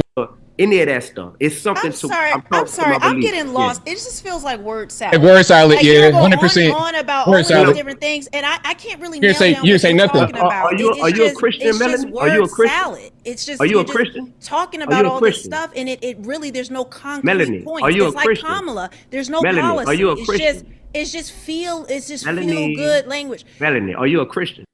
And she is Christian, by the way. But yeah, that word salad stuff, that's what a lot of these people on that side do. They just say certain things that they think sounds good. It sounds flowery. It sounds like it's nice, but it's nothing.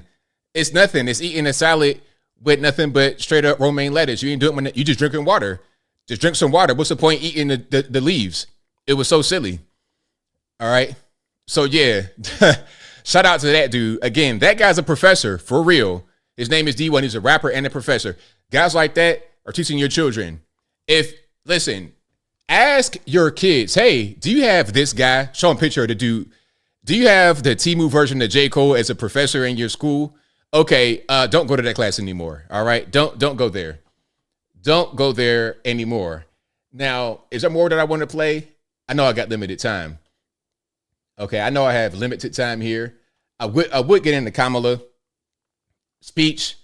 I just want to show Kimmel crying, and then I move on to the super chats, because I got quite a few from yesterday as well. I mean, not yesterday, but Wednesday. Let's be honest, it was a terrible RIP to the headphone users. Night last night. It was a terrible night for women, for children, for the hundreds of thousands of hardworking immigrants who make this country go, for healthcare, for our climate, for science, for journalism, for justice, for free speech. It was a terrible night for poor people, for the middle class, for seniors who rely on Social Security, for our allies in Ukraine, for NATO, for the truth and democracy and decency. And it was a terrible night for everyone who voted against him. And guess what? It was a bad night for everyone who voted for him too. You just don't realize it yet. All right, we just too dumb. We just too dumb to realize what happened. We don't know nothing. That's how they think. That's how they think about it. That's why they put that Tim Walz ad out there. That's a personification of how they feel about Americans. All right, hold on. If I could find that right now, I would, but I don't got time. So yeah, the quivering lip is fake. It's so phony. The quivering lip, I'm not really buying it. So yeah, shout out to Jimmy Kimmel, man. Hopefully Jimmy Kimmel, you'll survive. I want you to survive and thrive, Mr. Kimmel. All righty. So don't think that I don't have your best interests at heart, because I really do. I promise I do. All right, we got super chats on deck. Then we're going to get to some calls. So y'all hang tight. I got quite a few of these. Might take me a little bit, but I will get to calls. All right. Let's go back to where I was before. Let me see if I can find where I left off. All right. And if you like what you're hearing so far, if you enjoyed the show tonight, please give the video a thumbs up. Like the video, share the video, do all that good stuff. That'll help me out tremendously. All right. Shout out to John Medeski, who says, I'm sleeping good for the next 4 years. Thank you to Alex P, who says, I missed it already. All right. Let me stop messing stuff up and get back to where I was. Okay. Yeah, there we go. Thank you to Alex P, who says, God bless Trump and Mr. Logan. Keep live streaming. Slenderella Charmin says, garbage can, and did again for 3X. Thank you to Alfredo de la Cruz, who says, thank you, ABL normies for Trump. Shout out to the normies all day long. Shout out to the normies. Thank you to John Medeski, who says, we got RFK Jr., Elon, and many others. God isn't done with us yet. LFG. Thank you to Blast Radius, who says, Demon Cracks on End of Life Watch. Thank you to Kings of Cobra, who says, Trump, the 47th president. It's now it's time for the indictments and the arrest of these criminals. Go get them, Trump. Thank you very much, ABL. You demand 100. Thumbs up. Fist emoji. Thank you for that. Thank you to Blast Radius, who says, it's a wrap for the Democrats. Thank you to Jenny Jones, who says, thank you, ABL. I can't imagine going through this anywhere else. Thank you to Vision Stealth, who says, do they take this long to count everything? My goodness. Thank you to Ibram1, who says, thank you for all your content over the last few months. Priceless. Looking forward to your future content. Friend of Jay Galt. Shout out to you. Thank you to Lou Sasso, who says, makes it even more unbelievable Biden was able to get 81 million votes last election. Yeah, exactly. That whole thing, there was some stuff going on with that election, for sure. But ain't no sense in, like, you just got to keep going forward, take it back, and not let that happen again. Thank you to Sweet Southern Gal who says, thank you, ABL, for your impeccable coverage. Shout out to C. Mark who says, Vegas conservatives showed up and showed out. Thank you to Carlito the Envious who says, the light-skinned dude from Fox is a cuck. Thank you to Trish for Tracks who says, thank you, ABL. All them on, but I was riding with you. A1 work tonight. I plan to champagne it up too. P.S. I believe he's writing his speech to be sure he softens his blow. Remember last time? Thank you, Jesus. And as Trisha, thank you to Theo Fraxer 3.0 who says, I hope the NSA is watching. How tall is Baron? Super tall. Big boy. All right. Thank you to Wolf the Draco for the victory emoji. Shout out to C. Moreland with the mic drop emoji. Thank you to Mike Zappulo who says, thanks for being our go-to news sources tonight, ABL, and for all your dedication to keeping us updated. Keeping this all updated every day. And again, these super chats from November the 6th. So this might have been election night. Yeah, late in the night when I was up like 3 in the morning. When Kamala was sleeping, when she was sleeping and drunk, arguing with Doug, Tampon Tim's buddy. I mean, Doug and Tampon Tim the same kind of guy. And we don't like them to be in anywhere near leadership roles, whether it's the second gentleman, the first gentleman, the vice president. We don't like that. He's 6'9", 6'7". He's a tall boy. Thank you to where we at? Major Scale TV who says, pardon R. Kelly. No, keep that dude in there. Thank you to Taylor Langley who says, thanks, ABL. Been watching you for years and we'll be tuning in for another 40 years. Shout out to you, man. I appreciate you. Right on. Thank you to Tucker Licious who says, God bless America, ABL's a man. Thank you to LA or La who says, God bless America, US, US, US. Thank you to Chris from Georgia who says, what do you think about that, Kamala? Misfit maniacs for Trump and America with the flex emoji, US. Thank you to Apu Bakar Alpuff Daddy who says, congrats, ABL, 7.5 hour live stream. We hit 8 hours, 300,000 plus viewers or views. Thank you to Laura Catherine who says, they say the third time is a charm, third time voting Trump. What an amazing day in history. Thank you to Apu again and says, look at what we've all been through for years, or the past 4 years. COVID, J6, lawfare, Afghan withdrawal, no red wave, Mar-a-Lago raid, indictments, trials, Ronald Never Trumpers, 2 assassination attempts, and Trump still did it. Wow. Hey.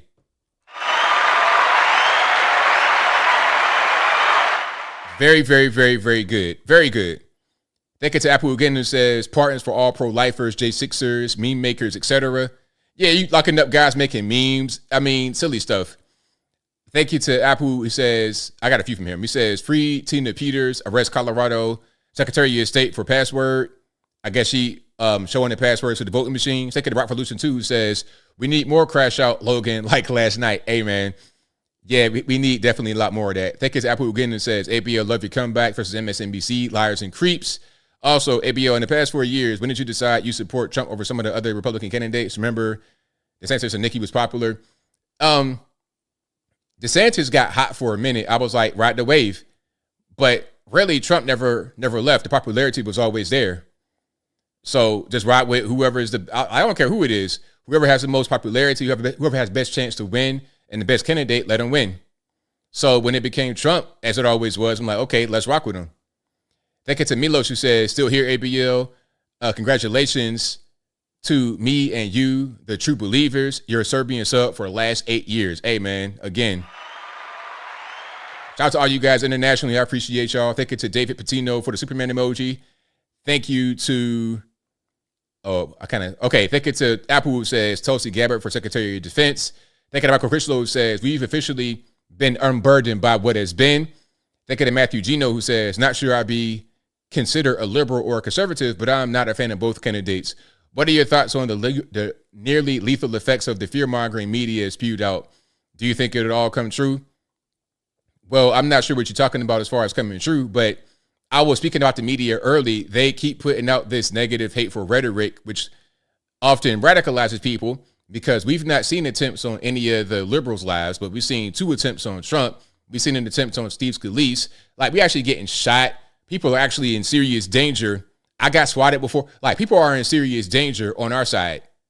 not so much on their side. So we know where the violence is coming from. So the effects of the constant fear mongering on the media are to radicalize disillusioned people to go out and hurt conservatives. That's why I tell everybody, get armed, be prepped, because if some fool gets radicalized by MS-13 DNC, Rachel Maddow or something like that, you got to be ready. You got to be ready. And what I would say is that to the media, my plea to the media would be to stop radicalizing your viewers, stop radicalizing your audience in the name of a political narrative, in the name of making money, because you're making life more dangerous for us here in this country. Migrants, same thing. You're making life more dangerous, unaffordable. So stop doing what you're doing. You think you're doing right because you're a moron and you've been brainwashed. Those of us who have not been brainwashed, who are out of the matrix, understand what's going on. And we're telling you to stop, but you're not listening. You see? All right. Shout out to Geraldo, the king of transit. I can't read the rest because I don't see it. Who said, today is a new day since Trump won last night. With a big smile on my face, our country is now in a better place. Thank you to Not Provided, who says, I was talking to a coworker today about how I couldn't understand how people couldn't see who Kamala Harris was when she started talking about how she washed collard greens in the bathtub. Yeah, I've never in my life eaten collard greens out of a bathtub. And if you have, hey, man, congrats. Shout out to you. Thank you to Ron Henderson, who says, ABL, you were on fire last night or fire tonight. Loved it. Loved it last night. We were rocking it. Shout out to you. Thank you to Lucian Poe, says, God was definitely not in Kamala's side. As you mentioned last night, ABL, shout out to the unborn children and the pro-lifers. Thank you to Concert LD, who says, new camera fund, hilarious. Thank you to Maribel for the spooky emoji. Thank you to Jason McCowan, who says, bye, Jack. Thank you to Michael Madsen for the super chat. Thank you to Lothair, who says, these liberals are throwing hissy fits over this, just like in 2016. But my question is, since Trump won, do you think Biden still cheated? I don't know nothing. I mean, I don't even really care, to be totally honest, because it's already happened. Ain't no sense in worrying about it. What we could do right now is just strengthen the laws in individual states to prevent cheating from happening ever again. If it did happen, if it didn't happen, it doesn't matter because that's behind us. But we have to recognize that it can happen, and we need to make sure that our elections are safe and secure, because we got to be able to assure the people that the elections are secure. Okay, people could say that, oh, it wasn't stolen. Okay, whatever. But we need to be assured. We need to have security. We need to have a foolproof thing. When in California, you say it's illegal to ask for an ID at an election place, that right there makes it look like you want to cheat and steal the election. Because why would you not ask for an ID? To get a bottle of wine, you got to ask for an ID. And they're going to, I told you about the 90-year-old man. In Tennessee, they do raids on the stores or like sting operations, make sure you're carting people. So there was a 90-year-old man with a bottle of wine. They made him go out there to his car and get his ID. This guy's hunched over with a walker and all of that. You understand what I'm saying? So I understand, but come on. Think of the JB, who says, I am thoroughly enjoying the closing ceremonies of the Oppression Olympics. Exactly. Thank you to Rune Noon, too, who says, blessing in disguise. Trump was cheated out of 2020. His team right now is much better than it would have been. Yeah, we were more prepared for what they were trying to do last time. They put a lot of funny stuff, a lot of sneaky stuff, but now we're out in front of it. So rather than worrying about the past, we got to just look at the past, examine it, and make sure that it doesn't happen again. Okay, make sure the laws are rock solid. Make sure everybody has their ID, paper ballots, the whole thing. Stop relying upon the machines because they can be hacked and they're also faulty. Paper ballots, old school Scantron, we need that all over the USA, in my humble opinion. But thank you to EJ Uno, who says, when you look at maps, click each blue state, you can clearly see where the elite live versus the working class. Correct. Thank you to Twisted Clown, who says, I'm waiting for a wheelchair, got to drop a track. Thank you to ER, who says, thank you for the great coverage yesterday, ABL. Watch all day from Australia. I saw you slumping in the chair toward the end. Great marathon effort by you. Future looks bright. Thank you, man. Yeah. By the end, I was pretty much out of there. Look, I got to straighten up right now. Shout out to EJ Uno, who says, any thoughts on the missing 20 million Democratic votes from last election? Hey, that's a good question. I don't know where they went. Okay, maybe they went, wherever they found that laptop. I don't know. And that pistol that he had, maybe where they found that at is where the other votes are at. Thank you to I ain't gonna read your name, Scratch Sniff, who says the lib meltdown just don't hit the same like 2016 because this time around, libs were more conditioned for a Trump win. They were blindsided in 2016. Correct. Thank you to I forgot about Dre, who says Doug had more passion when he kissed Jill. Yeah, for real. That's his girl for real. This dude, Doug, they're weird people in DC. The wife swap. Oh, that wife swap stuff is so real. They do too much, man. Look, I'm out here in Chattanooga. I'm chilling. I'm like in a small place. I don't want to do with none of that extra stuff. I don't want to get approached about no party, no DC Diddy party. I am good. I promise I'm good. No, thank you. No, I don't want any cocaine. I appreciate it though. Don't do that again. Don't offer no cocaine to me randomly. But anyway, think of Brian Henderson who says, Joe was mad when he put on that MAGA hat. I hope he stays to the end. Yeah, he did that because he was trying to just spite them for pushing them out. Think of Trump Rocks who says, Tom and I are here. Think it's Brian Henderson who says the only pass you get on ID is in California. No ID required.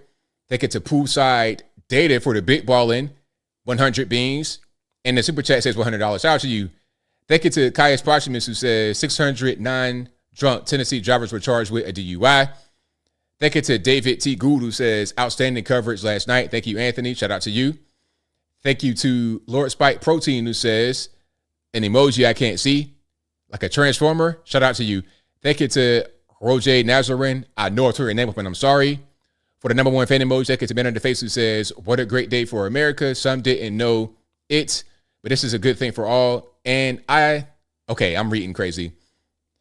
And I appreciate all you do in your time. It's important to many, so please keep it up. God bless America, you and everyone in the chat. Thank you to No Diddy who says, ABL, hope Trump doesn't put tariffs on baby oil. Like, the baby oil tariffs would be terrible for Diddy. Thank you to pregnant Freddy Krueger who says, Dominicans for Trump. Dominican Republic flag, U.S. flag. Let's build that wall. All frosting plantain, eggs, salami, and frying cheese for the workers. Cheers. Thank you to Marianne McPherson for the emoji donation. Thank you to Dick Van, and read the rest of that, who says, hey, keep it up.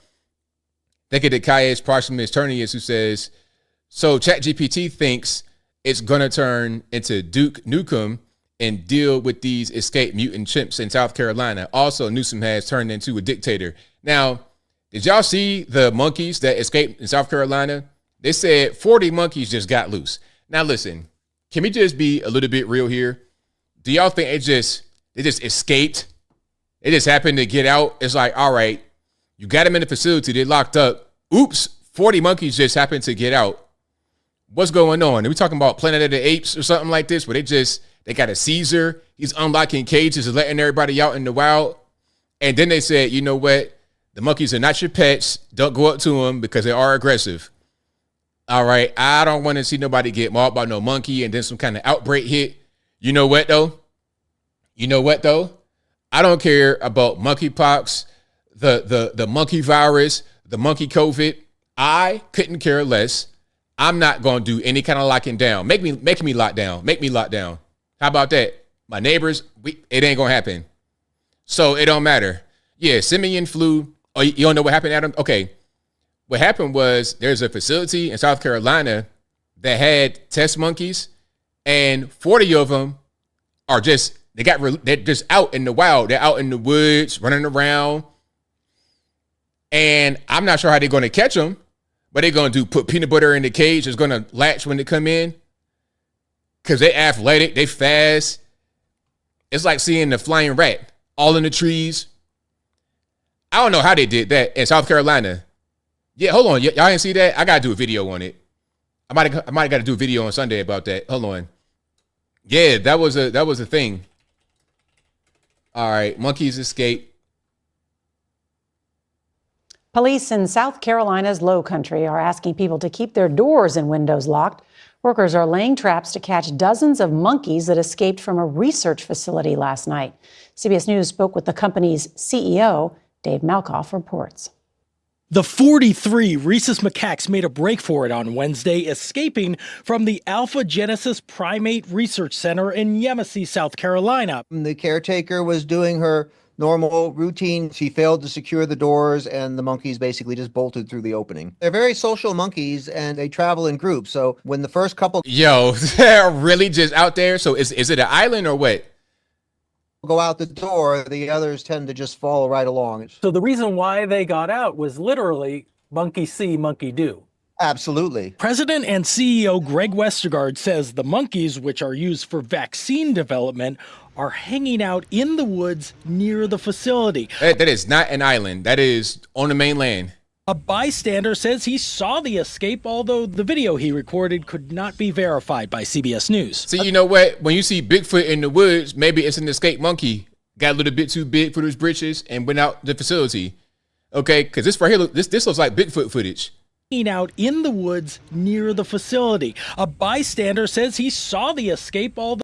So yeah, that happened. That literally happened. This video was published 2 days ago. This video was published on the 7th. So that was on Thursday. Yeah, this is a real thing. I'll probably do a video on that because I saw a little bit more from that.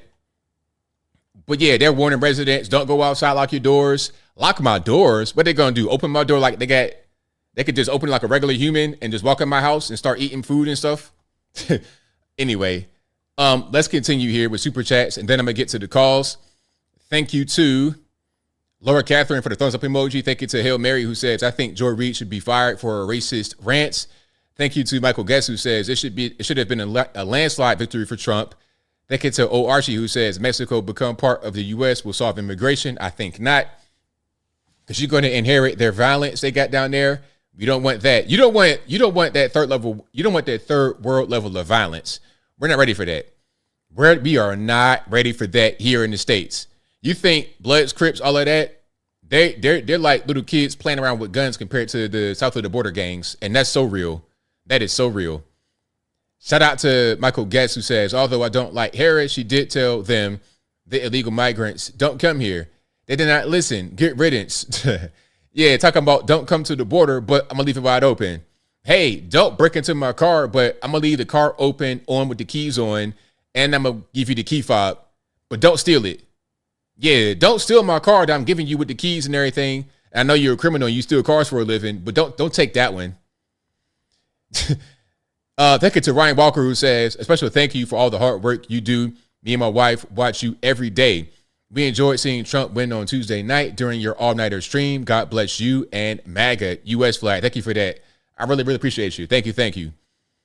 It means a lot to me, man. These messages mean so much because y'all been watching for a long time. It means a lot. Thank you to Big B, who says, ABL, have you seen this story about the black guy in Grand Forks stabbing the white guy, assuming he was a Trump supporter because he said Biden and Harris said they are trash and they're at war? I didn't see that, but there goes that radicalization. As always, yeah, the Democrats love political violence and they love stoking the violence because it helps them in their efforts. It is an intimidation tactic. This is why a lot of people don't want to publicly say they vote for Trump. And when you don't publicly say things, people don't know it's as widespread as it is. So they are less likely to buck the trend they think is the norm. You see what I'm saying? Because of the intimidation factor.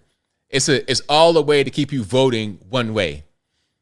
Thank you to Cal Bell, who says, thanks for the hard work you do. Shout out ABL and his wonderful community, Trump 2024. Thank you to Laura Catherine, who says, I had to stop super chatting for a while because money got so tight, even working full time at extra side jobs. I got a better job, which is why I'm back super chatting. Thank you, ABL. Thank you for doing what you do. I appreciate it. You know, I know y'all work hard for your money. So anything I get from y'all, I'm very appreciative. Thank you. Thank you to Caius Proximus, who says, they say New Scum and Big Mike gonna run on the 28 ticket. It wouldn't make sense to have them both on the ticket unless Gavin is the vice president, which I doubt would happen. That'd be really odd. If they're smart, which they're not, but if they're smart, what they would do is run Gavin with any old random person that's not even really famous.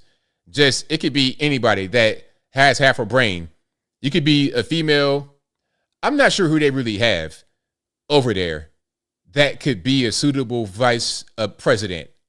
They don't really have anybody. Find a young lady right now. Groom her right now to be the vice president and have it be so. Because, or just keep doing what you're doing. Matter of fact, here's a question. Who do y'all think the Democrats, who do y'all think the Democrats will run in 2028? Is it going to be Gavin? It's not going to be Big Mike because she already said she don't want to do it. I'm sure they've been begging Michelle Obama for years to run for president because it just kind of makes sense. Like after Obama, it should have been Big Mike. But they didn't do it because she don't want to do it. All right. I thought AOC as well. Somebody said it, Gavin and AOC. I thought AOC as well. But then when I saw that big crazy jaw that kind of looked lopsided, I'm like, man, you got some medical issues. You ain't going to make it. No way. But anyway, yeah, if you turn into a Thor top by the time the election come, it ain't going to work, man. You still need to be slim and trim. But anyway, I'm tripping. Shout out to Hoyukin, who says the left don't have values. They protect debauchery. Take it to Bass or Bass, who says, hey, ABL, Tucker Carlson tweeted out about Mitch McConnell having a secret vote before Trump gets into office to kneecap him early leadership election.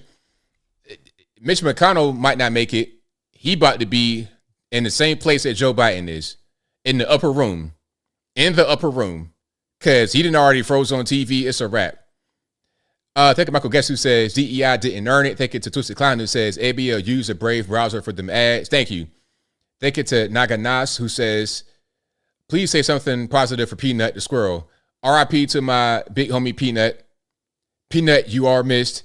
Your story is emblematic of what's happening with this government right now. Government overreach. Thank you to Teflon Don, who says Obama's mad because his side piece lost. Thank you to Cal Denson, who says thoughts on the Korean-inspired 4B movement where feminists refuse to have babies or do the deed until they get their so-called rights. Now, I've seen this part. I've seen this. This is a movement out of South Korea. Let me just show you on the screen right quick, and then I promise we get to the calls. And I'll stay for a little bit longer because I know I'm super late. Okay, don't blame me, blame the white man for being late. Now, look, let me put it on the screen right quick. Okay, this is New York Times, and it says, after the election, a call for women to swear off men. Interest in South Korea's 4B feminist movement, which rejects dating, marriage, sex, and childbirth, has risen in the United States. Now, the whole thing is they're saying that they're going to restrict all of that because they're mad at men for voting for Trump. But this movement is from a society that has the lowest, listen, this comes from a society with the lowest birth rate in the world, South Korea. They have a birth rate of 0.7. 0.7. Now, as I've said before, you need a birth rate in Western society of about 2.1 to maintain population. Anything lower than that, you're going to lose population. South Korea having this movement, it doesn't even matter because they already got low birth rates. They're not doing anything else. But these idiots in the United States watching TikTok, believing whatever they see on TikTok, they think, oh, this is great for me, all this, that, and the third. All they're going to do is make their life worse. Because if they really want to buy into it in mass, that's going to decrease the birth rate even more than what it is right now in the U.S. And you're going to get more migrants as a result. If you get a Democratic president, especially, they're going to flood you with migrants because you got low birth rates. That's what's going on. So, yeah, they're going to try to do that. And also, can I say something else without being mean? I don't want to be mean. I promise I'm not a mean person. But a lot of those people you see on TikTok talking about they're going to engage in the movement, a lot of them are not super desirable. I'd put it to you that way. So it's like, okay, you're saying you're going to do this whole protest from having babies and whatnot. Does it even matter? I mean, does it really matter? Anyway, I digress. Shout out to Peyton Walter with the Big Boss donation, who says you should apply for Trump's press secretary. You know what? I said on Twitter just a few hours ago, when Candace Owens, in my opinion, when Candace Owens becomes president, I want to be the guest press secretary. I want to be a sub press secretary. Let me come in there on off days. Like, okay, if I got something on my chest, if I want to go preach a sermon or something like that, then I'll go there on those days. But I don't want to do it full time. Yeah, okay, I'll let some young person do that full time, and then I'm gonna call Candace like, yo, yeah, let me get Tuesday I got something to say. Tell Buddy to go and take a day off. I'll pay. Yeah, I'll pay. I'll give him some lunch or dinner. Tell him take off. I'm gonna come on, and I got something to say. Oh boy, I would love that. Yeah, let me be a substitute press secretary. That'd be golden. And then when I'm not doing that, I'll be like an advisor to the administration. I'll be an advisor. Yeah. Nah, see, y'all doing too much. Look, I'm old. I don't know what these words mean. I don't know nothing about that, man. Come on. I'm 100 years old with no smartphone. Come on. Anyway, shout out to, where was I at last time? I'm almost got to the top here. Thank you to Ryan Henderson, who says Trump is not a felon. He has not been sentenced, so he's not a felon, and he won't be at the end. Good point. Thank you, Michael Guest, who says, ABL, I always enjoyed your cheeky sense of humor. However, anyone with above average intelligence and more knew you were full of SHY about losing your guns in the river. Of course. But hey, man, I still say they're gone. I don't have any more guns. Thank you to Leo Mazzino, who says, I thought the left told us this after results. That's what I thought. They say little stuff. They'll say that he stole the election. They'll say it and say, oops, I didn't mean to say that. That's how they do. Passive aggressive. All right. Shout out to John Diamond, who says, great to catch you live, ABL. You need to visit Virginia again soon. Virginia loves you. Thank you for all you do. I will be in Virginia soon, of course. That gets to GS70 Stealth, who says, drama in FEMA skipping Trump signs. Yeah, that's crazy. I was covering that. I don't know if I talked about it tonight. But thank you to Michael Guest, who says, XY chromosome means man end of debate. Thank you to Trump Rocks, who says, keep up the awesome work, ABL. Thank you to the Elephant in the Room, who says, ABL, thank you for mentioning the gaslight, and they do.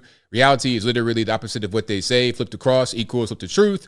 Thank you to Marta Magdalena for the you rock emoji. I appreciate y'all all for being here.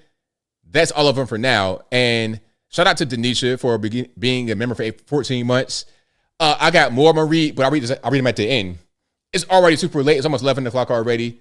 Super chats on deck. And again, that super chat's from election night at the end, and then Wednesday night, and also tonight. So it was quite a few. All right. I know I'm super late, but again, I'll be here for a little while longer because I was late. And we had so many super chats to get through. It was crazy. But I'm a man of my word. I'm going to read them all. I'm going to read them all. All right. ABL's not packing. What? Hey, man. All I got to say is my guns are at the bottom of the Tennessee River.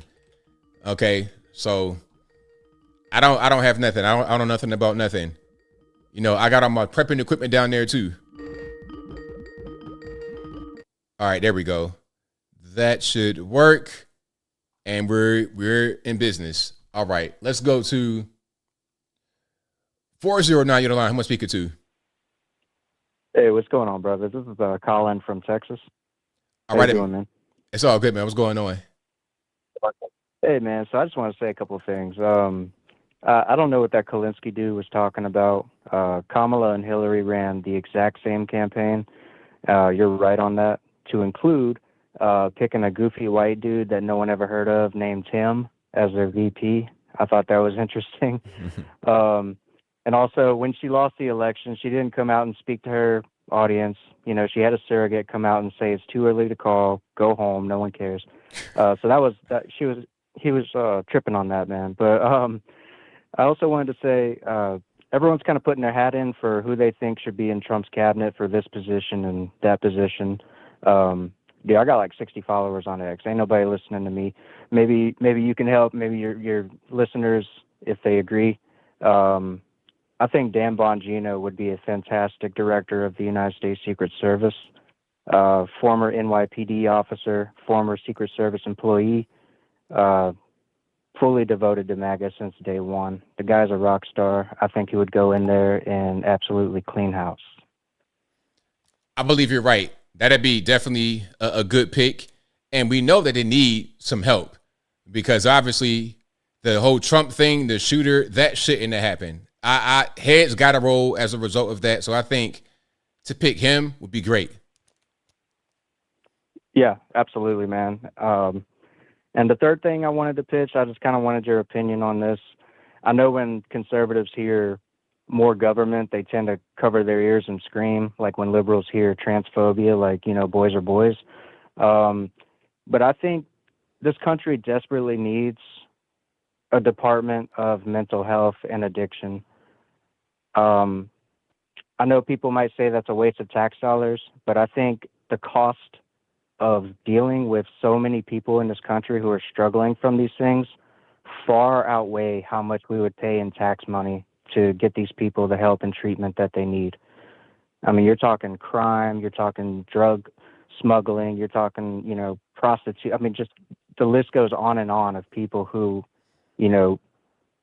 can get help before they end up in the federal penitentiary system. I used to work in a prison.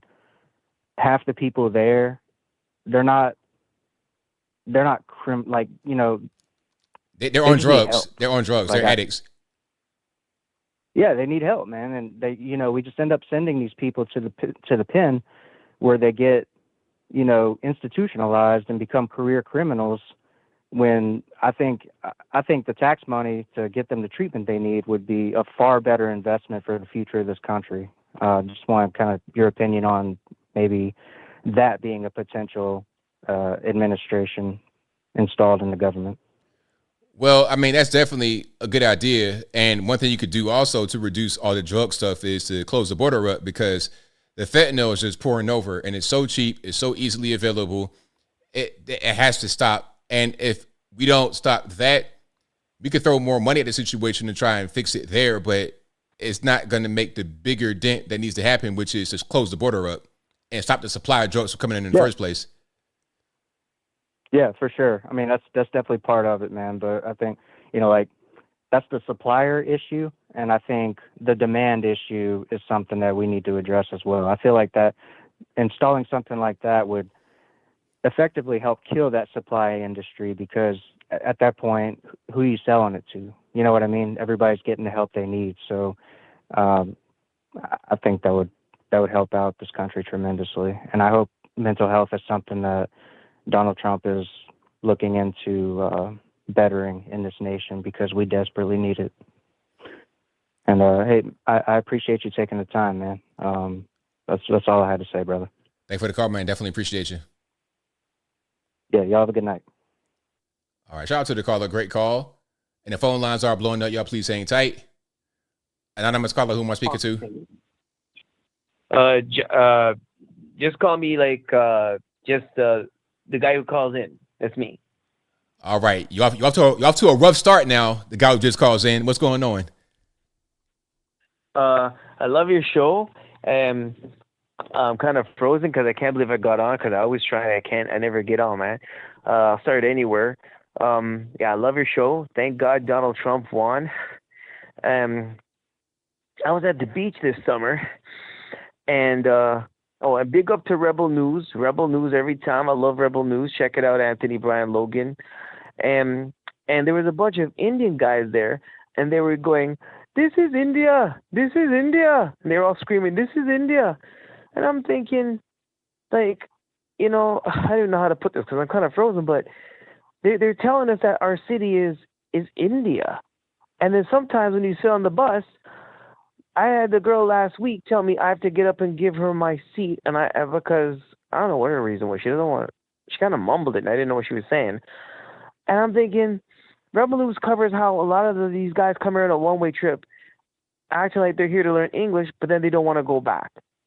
And we got a lot of people here that cannot get jobs, and a lot of people here need jobs. Don't people here need jobs?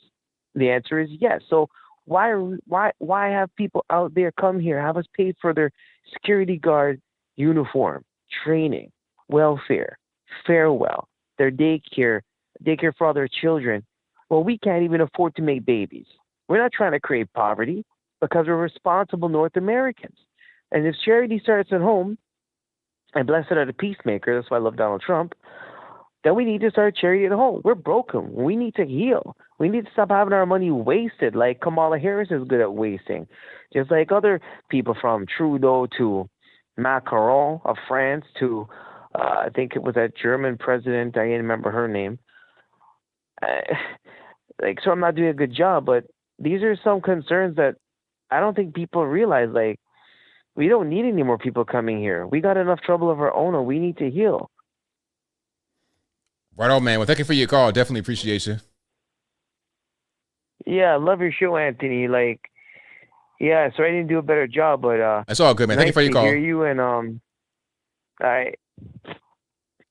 All right, shout out to the caller. It's all good, man. You're not gonna dead next time. Shout out to you, man. I know it's kind of rough when you call on, your heart's beating. I get it. Calling line speaking to 617. Hey, what's going on, man? What's happening? Hey, something that really get me is like, you say things, and for example, let me give you an example. Today, you mentioned that they don't check IDs when people voting in California and those places. But do you read what is the voting regulations in California? What's that got to do with what I said? Did I lie? Well, wait. Did I lie? Am I a liar? Well, it is true and it's a lie. And so what did I lie about? Well, when you go and vote for the first time, what they do in the States, they ask you for an ID. You vote for the first time. But if you are not an active voter, the person at the voting poll could ask you for an ID or verification or social security number. So if you're not an active voter, what does that mean? Well, you let's say you voted in the election in 1994, for example, and then you never vote. You don't vote again, mayor or any of these midterm elections. You never voted, and then you like, oh, I love Trump. Now I'm gonna vote. For example, give an example. They're gonna be like, well, you are not an active voter. You are not you. So we need to see some verification. So basically, at that point, you're not registered. Well, you don't have to register every year. But see, you see why you gotta do this? Just talk straight now. Come on. So excuse me. If you're not active, then you're not registered, correct? You kind of were like wiped off the rolls. No, if you're not an active voter, the person at the voting poll could request documentation for verification. So if you're not active, if you're not active, are you registered? Yes or no? Yeah, you register. You could register, and then you're active. You're an active voter. You're not. Why you don't want to answer no questions? Look, if you're inactive, are you registered? Yes or no? Yeah, you register. You could register. But come on, man. So you the question I asked you was, if you're inactive, are you registered? You says yes. Yes, you can register. So you're saying two answers. It's not the same thing. On one hand, you're saying yes, you are registered. Then you're saying you can register. So which one is it? Is it that you are registered, or you got to register again? You don't have to register again. So why you say you can at that point? You don't have to register. You only register one time. You just say okay. Then just say that. Then just say that rather than saying you can again. If you already are, then why would you do it again? Are you understand how people vote in the country? Like I'm listening. I'm listening to what you said. You're not making no sense. I'm making sense. Let's say move on. Let me explain. Move on. All right, move on. Listen. Tonight, I promise I don't got no time tonight. Tonight, I have like limited patience. So I want you to move on. I want you to move on, or I'm gonna hang up. And it's super early. You could do better. Come on, you could do good tonight. Move on. The thing that you mentioned that Kamala, they pick her, and the Democrats did not have a democratic process. What do you mean by that? Because she was not the person that the people voted for in the primary. They voted for Joe Biden, not Kamala Harris. And then after the primaries were done, they said, oh, well, Joe Biden can't do it anymore. He's not going to run. So now we're just going to put Kamala in there. And Kamala was given a nomination by a virtual roll call without the actual vote from the people. That's an undemocratic process. Well, it's not an undemocratic process because, as you know. So excuse me, hold on. Wait. Before you start, did the people elect her? Yes or no? No, they no elect her, but the president, they voted for Biden, and then she picked her running mate. That's what it works in this country. Wait, right? Huh? Say that one more time. Say that again. They pick Biden, and Biden support. Pick her as a running mate. That's what we're working. Okay, but again, excuse me. Yes, you're correct. They picked Biden to be the president, not Kamala. So we agree on that. So excuse me. So we agree on that. So go ahead. Yeah, but so let me explain to you because you don't know what you're talking about. So let me explain. Please allow me to explain. So when the president is running, they do it they did it with Trump, they did it with Reagan, they did it with all the presidents. In order not to split the vote among Democrats and among Republicans, there won't be no challenger for Biden or for Trump or for Reagan or for Carter or for whatever. They don't have they don't want a challenger, right? Because they don't want the vote to split. You follow what I'm saying? You understand? I know how this works, right? You're not telling me anything new. Okay, so, what's your point? What's your point, though? What's your point? So, the point, but I'm gonna get to it. We don't got all night. Get to it. Then, so the Biden was running when Biden was in the process of the campaign. He did terrible in the first. Get to the point. We don't got all night. So the Democrats did not have time to have you know what an open convention is? Look, at the end of the day, it doesn't matter. Get to your point. So how do you say that they violated democracy when because nobody voted for her? Then nobody voted for her. Listen, why would they wait until the very end? Listen, this was a plan from the beginning. Well, I don't know. Excuse me. This was a plan from the beginning. You know what? And the Democrats are mad at Joe for doing it this way. They're mad at him because. Excuse me. I'm talking. You be quiet for a second. Now they're mad at him because what he should have done was drop out come midterm time. It would have been easier to go ahead and put somebody else in there or Kamala in there at that time rather than having the whole primary for 2024 and everyone, 98% of people who voted Democrat voted for Joe Biden and not Kamala Harris. After that process, you make him drop out.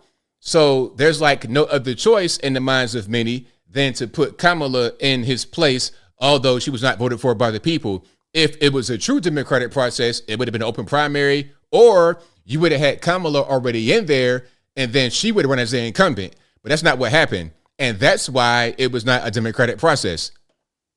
It was a democratic process. No, it wasn't because nobody voted for her. Nobody voted for her. It was because, do you know what is an open convention? Look, what I said is what happened. They knew, what I said is what happened. They knew that he was not going to make it. You got to be quiet because when I talk, nobody can hear you at all, including me. What happened was what I said.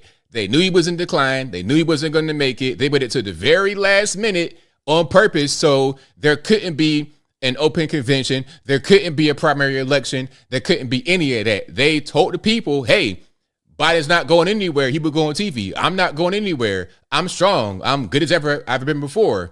And what he did was have everybody vote for him at the 0 hour, drop out. It was on purpose. It was undemocratic. They took advantage of the American people, and it's really a shame. But y'all don't really care because y'all just want Trump to lose. If your rights get violated, so what? If they do things and they lie to you and they gaslight you, so what? As long as you get what you want. But it still didn't even work. You still lost. Have a good night.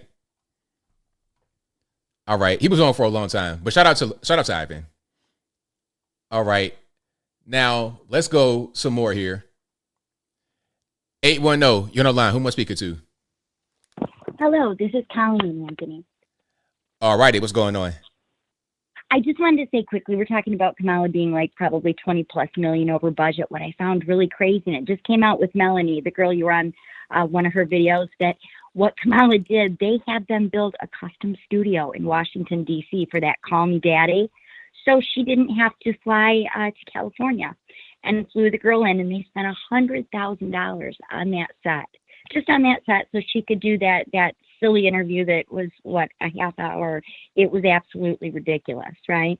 And now they're saying also, Melanie also reported that Oprah was paid $1 million to do that interview for Kamala. So that, she didn't go to Joe, obviously, but she went to Oprah, but it wasn't because Oprah offered. Oprah was paid $1 million for that. So I'll let you go. I know you have a lot of callers. It's a great show, as always. Thank you. Thank you for the call. Appreciate you. Yeah, that's crazy. I didn't know that part about them building the set because she didn't want to go to California. She's lazy. She couldn't even get on the flight. It's like, come on, man. You just want to stay in DC. You just want to stay in your house and get drunk all day. That's not very presidential. 203, you're on the line. Who am I speaking to? Hi, ABL, can you hear me? Kind of a little bit. Are you on speaker? No, I'm actually on my AirPods. Can you hear me now? It's okay. I can hear you. Okay, I just wanted to say that I called in actually several weeks ago. I was the person from New York City who said that Kamala was all AstroTurf. Yeah. And I was here for the MSG rally. I didn't go to it, but I pulled into Penn Station that night, and it was crazy. Like, it was insane. There were people sleeping on the streets. And I kept telling people, I was like, Kamala has just like no vibes, no joy, no nothing. I said, nobody actually voted for her because they liked her. They just hated Trump. And then, but I was so happy. I watched your live stream on the election night, and I just wanted to say shout out to you, shout out to the Amish, the Latinos, the Blacks, women, indie voters, anyone who thought outside the box and like went against the media, and anyone who convinced a reluctant friend. I mean, I convinced like 2 people to go vote Trump. I wanted to thank you for all your hard work, because like the liberal cringe you were serving up before the election was crazy. You know, like some nights I was like, I don't know how you do it, ABL. But yeah, because when I voted, I knew in New York City who voted for Trump, because it was like there were like people looking around, and we would like put our ballots in like face down and would just walk out. But I was actually really pleased to see how the blue states did, because he got like such a he really like flipped a lot of kind of counties, and he's making a little bit of wave in traditionally blue areas. But I just wanted to say that, and I wanted to say thank you again, ABL, for everything, because like I said, you've changed a lot of people's minds. So thank you for your call. I definitely appreciate you. Oh, thank you. All right, good night. Shout out to the caller. Yeah, hopefully I changed a lot of minds. That's definitely part of my objective here. So shout out to her. I'm definitely glad to hear that. And the phone lines are jam-packed, so y'all please hang tight. I'm not going nowhere. I'm gonna be here for a while. I'm gonna do a little overtime. I'm gonna say till 12. How about that? And I'll get a lot of the calls then. Let's go 248. You're on the line. Who am I speaking to? Yo, ABL, this is Gemini. Hey. What's going on? Not too much. Now, I have a couple things to say to you. First of all, I want to say thank you, because the day I found your channel was the day I was about to have a mental breakdown looking at all of our community acting a fool towards Trump when Kamala first started speaking. And I felt like my whole life was like a lie. Why be smart? Why work hard? Why tell the truth? Because they was just going for whatever she was saying. Then I found you. So I want to thank you first and foremost for that, my guy. No problem. Anytime. Yes. Okay. So I'm wondering if you know, I'm sorry, I just read the chat. I'm wondering if you know the reason that the border to Canada from Detroit was closed the day after the election. I've not heard about that, so I'm not familiar. I don't know. That's a good question. Yeah, because I live here, so I just happened to go down there. That they were coming to the U.S., but going into Canada, nah, it was fully closed. So I just wondered if you had any knowledge of that. You know what? I have a hunch, maybe a guess. Maybe they don't want any of the American refugees that said, "Oh, I'm going to go to Canada when Trump gets elected." I said, I bet you're not coming to Canada. You better stay down there. I didn't even think about that. Duh. Okay, that makes so much sense. Okay, and last thing, just because you kind of touched on it with what they're teaching in schools and that crazy smart professor, I just want to let everybody know, be careful, because it's really going down in schools. One of my children is in the 9th grade, and one of her teachers was consistently bashing Trump voters. Once he won, they were just having everybody go crazy on saying we're all racist, misogynist, everything that they've been saying, but they're saying it in classes and the teachers are repeating it. So just make sure y'all talk to your kids, have open conversations, because I had to address it. As soon as we ain't playing around with that. So let's check it all in, guys. Make sure you're looking out for your children. And just shout out to you, ABL. I'm so glad I found you. And everybody in the chat, mad love to everybody. Right on. Thank you for your call. Definitely appreciate you. All right. Peace and love. All right. Great call. And I'm glad you guys are able to find me like I always say. When I first came on YouTube back in 2015, I was trying to find guys that I could relate to talking about politics. And I really didn't find anybody. So I was like, why don't I just be that person? And I'm glad I'm able to be that person for a lot of y'all. So shout out to y'all. 551 your line, speaker 2. Hey, ABL, how are you, buddy? I'm doing well. About yourself? All right, I'm good. Very happy, actually. I'm popping the champagne right now, actually. Yes, indeed. Let me tell you one thing. I'm going to be quick. You notice how all of a sudden the numbers to some Democrats don't add up. Well, there are 20 million extra voters. It's funny how they don't put two and two together. Something that you've been preaching since it happened in 2020. How all of a sudden the averages were like 120 million voters altogether in 25, and then it came to 150 something million in 2020 out of nowhere with COVID and all. Interesting. So it's funny how they want to twist it and say like the vote for some reason those people didn't come out for Kamala. No. They were never there in the first place. That's what happened. They were never there in the first place. Number two, a lot of the states that we believe to be blue automatically, like California, Oregon, Washington State. If you look at the numbers and the stats, before 1980, those were solid red states. As soon as they passed those mail-in ballot laws, where there were mail-in ballots to all registered voters, not registered voters, on the rolls, on the voter rolls, which was in 1980 in most of those states, automatically they became red. I mean blue. Automatically they became blue. And remember, Obama once said when he was in the Green Party that the power is not on who votes, but who counts the votes. I think this administration has to push heavily. There's a lot of work to do. But one of the things they have to put in their agenda is to push heavily for voter ID, national voter ID, and one-day elections. And to do this before the 2026 midterm elections. If we do that, elections will be fair and let the best ideas win. ABL, take care. Have a wonderful rest of the weekend. I'll talk to you later. I'll catch up with you next week probably. Thank you for the call. Definitely appreciate you. All right. Shout out to the caller. Let's go to calling. Let's take us to 407. Hello, Brian. ABL. How are you doing? I'm doing well. About yourself? I'm doing good. I am surprised how you handle Ivan. Thank you very much. You're like a bullfighter. No problem. I see how he identifies himself as a blabbermouth. As a what now?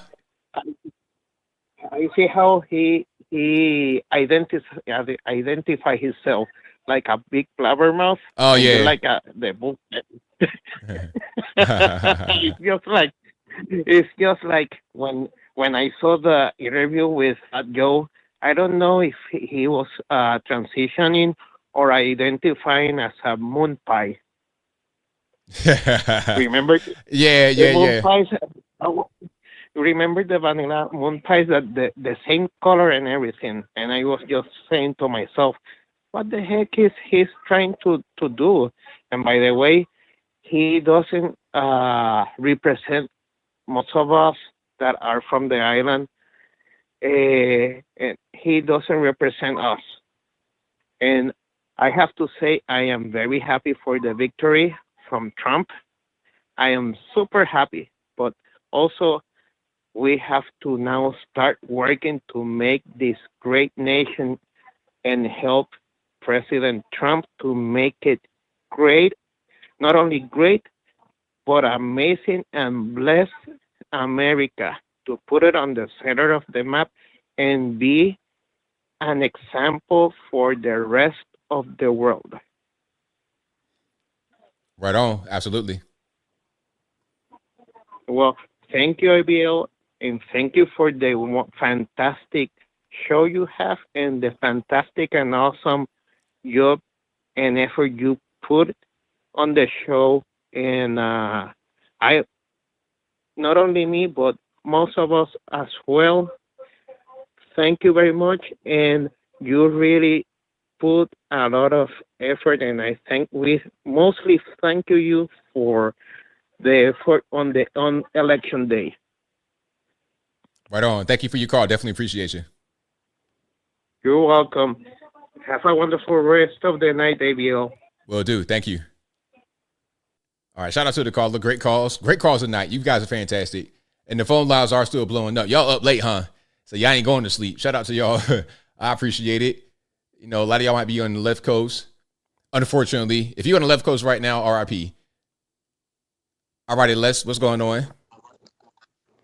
Hey ABL, happy Saturday. Are you still enjoying these liberal tears meltdowns? Oh, I'm loving them. It's the fuel. It's the wind beneath my wings.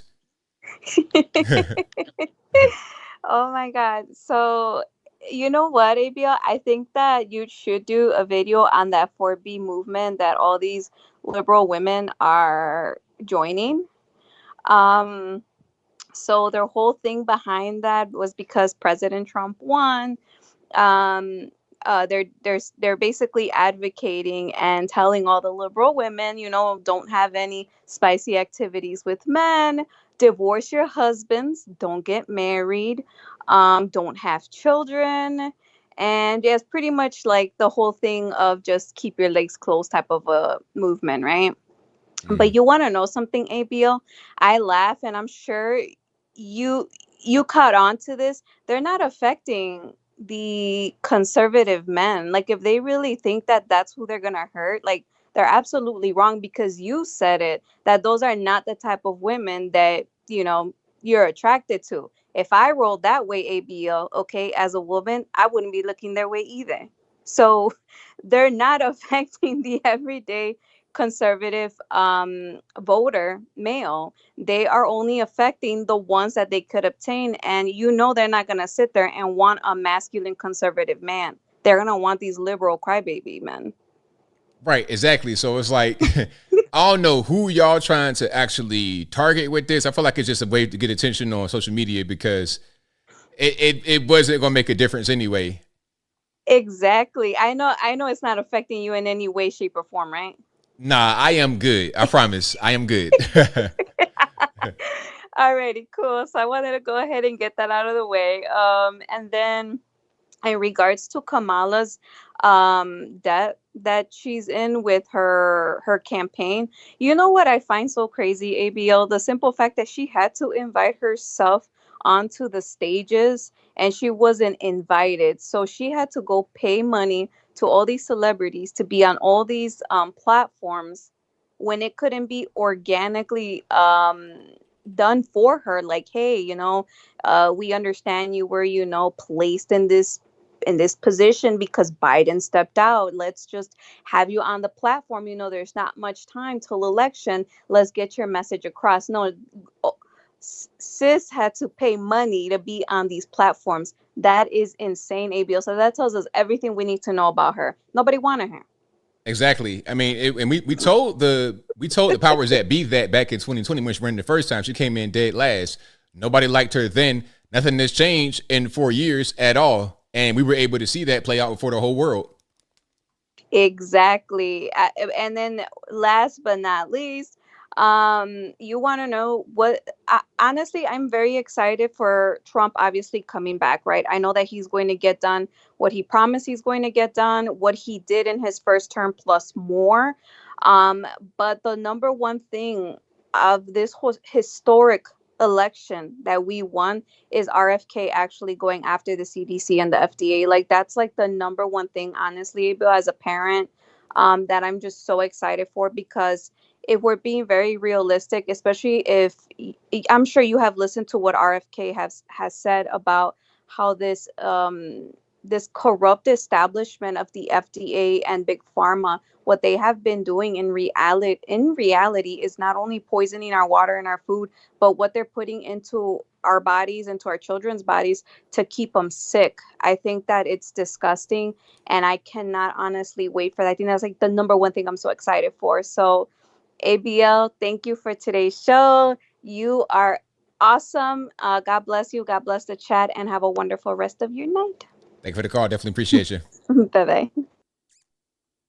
All right, great call from Les. Shout out to her, as always. Let's keep on rocking and rolling. The number to call, 434-658-1220. I'm going to say up because I know I'm late with some of the super chats and everything else. Okay, let's keep on rocking. 559, you're the line. Who am I speaking to? ABL, Patrick from California. How's it going? Everything's good, man. How about yourself? Good, man. Hey, two quick questions. So Trump, promises made, promises kept.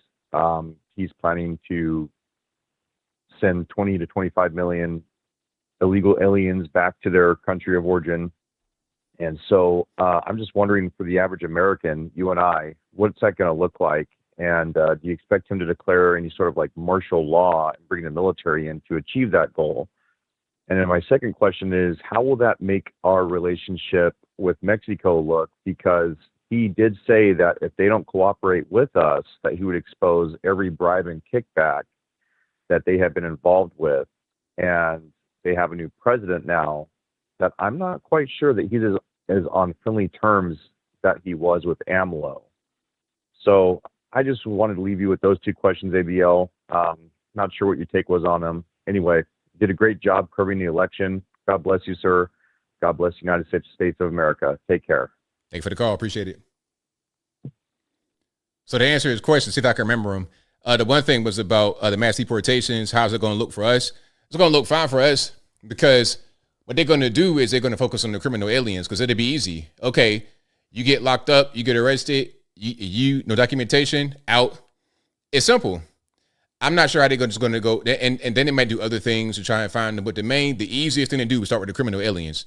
And as far as the Mexico relationship, I think it'll make a relationship stronger with Mexico because Mexico is being overrun with the migrants too, because they come from the whole world through Mexico to come to the U.S. So if we're able to ease the burden on them with all these humans coming across their territory, that'd be good for them because they are not as prosperous as us and they got to do with it. It's a problem for them too. So yeah, now there might be reports of Mexicans or the Mexican authorities like allowing or funneling the people to get through, because if they don't, they're just going to have a bunch of people in Mexico acting the fool before they get to the U.S. So if we're able to stop the migrant crisis, we help all these Southern or Central American nations. All right, let's keep on going here. Let's go to 914. Okay. 914 the line. What's speaker to? ABL, what's up? This is Anthony calling from Queens. All righty. What's going on? Not much. I'm feeling good, brother. How you feeling? I'm feeling great, man. Can't complain at all. Yeah, I'm feeling great as well, man. Ever since Trump won, it's kind of funny when he won, my wife recorded everything, my reaction and everything, and it was quite a victory, I must say.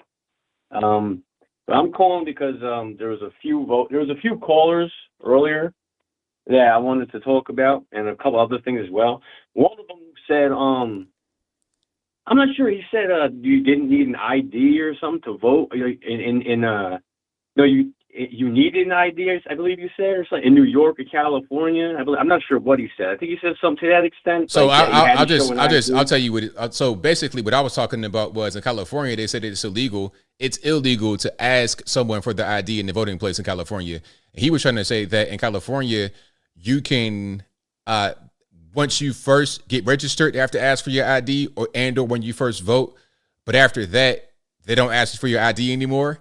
As if nobody could just take your identification and say that they're you when they're not you and vote in your place after you vote for the first time in person with an ID. So it was kind of a convoluted It was kind of a convoluted. I had no idea. Hold on. Caller, hold on. Let me just finish right quick. It was kind of a convoluted thing that he was trying to say, but that's what they do. They kind of give you a lot of the word salad to hide the point. But go ahead. All right. Yeah, because I was a first-time Trump voter from New York, and I brought me and I brought a couple family members to go vote, and I wanted to.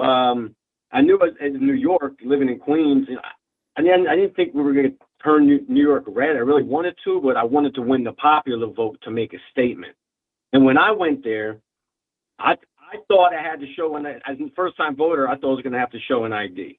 So I went there and I actually pulled in my wallet, and the lady was like, "No, you don't have to show an ID." I'm like, "Wow, this is unbelievable." So I just went there, and it was so strange because when I went there, they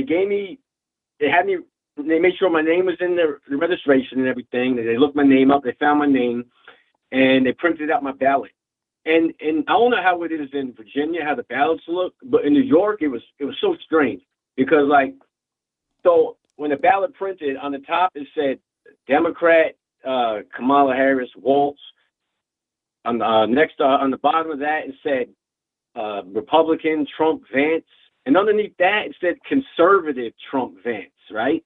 And I was like, wait, as a first-time voter, I was very confused over this. I was like, why is there Republican and then conservative underneath? So I circled both. I was like, what's going on here? I didn't know. I didn't know what to do.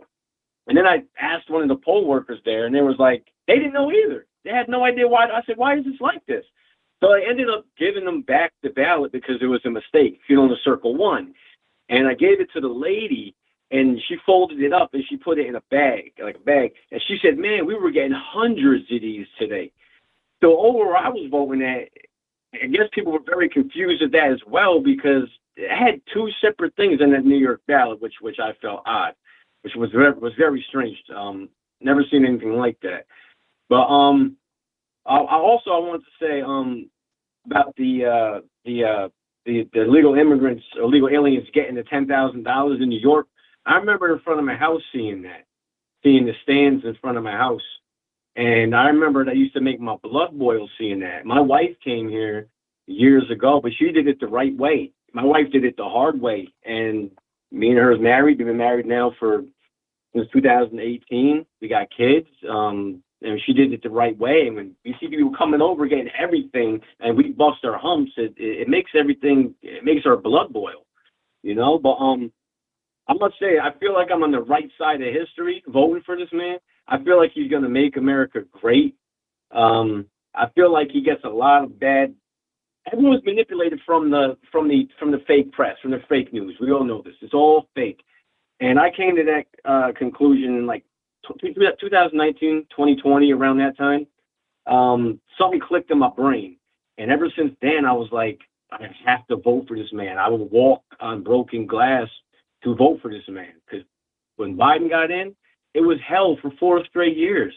You know, especially in New York, how high everything, their prices are. It's absolutely unbelievable.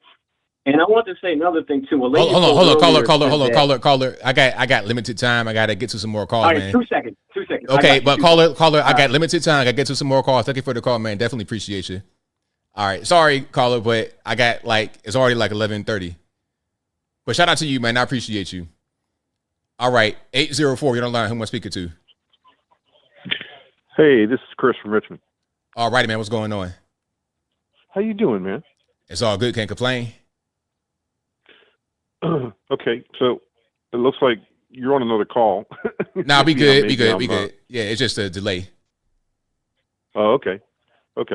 Hey, listen, I wanted to make mention of something. I'm coming a little bit late to your program here, but I wanted to say that, yes, Trump has won in a landslide. He's won the popular vote. He's won the Electoral College.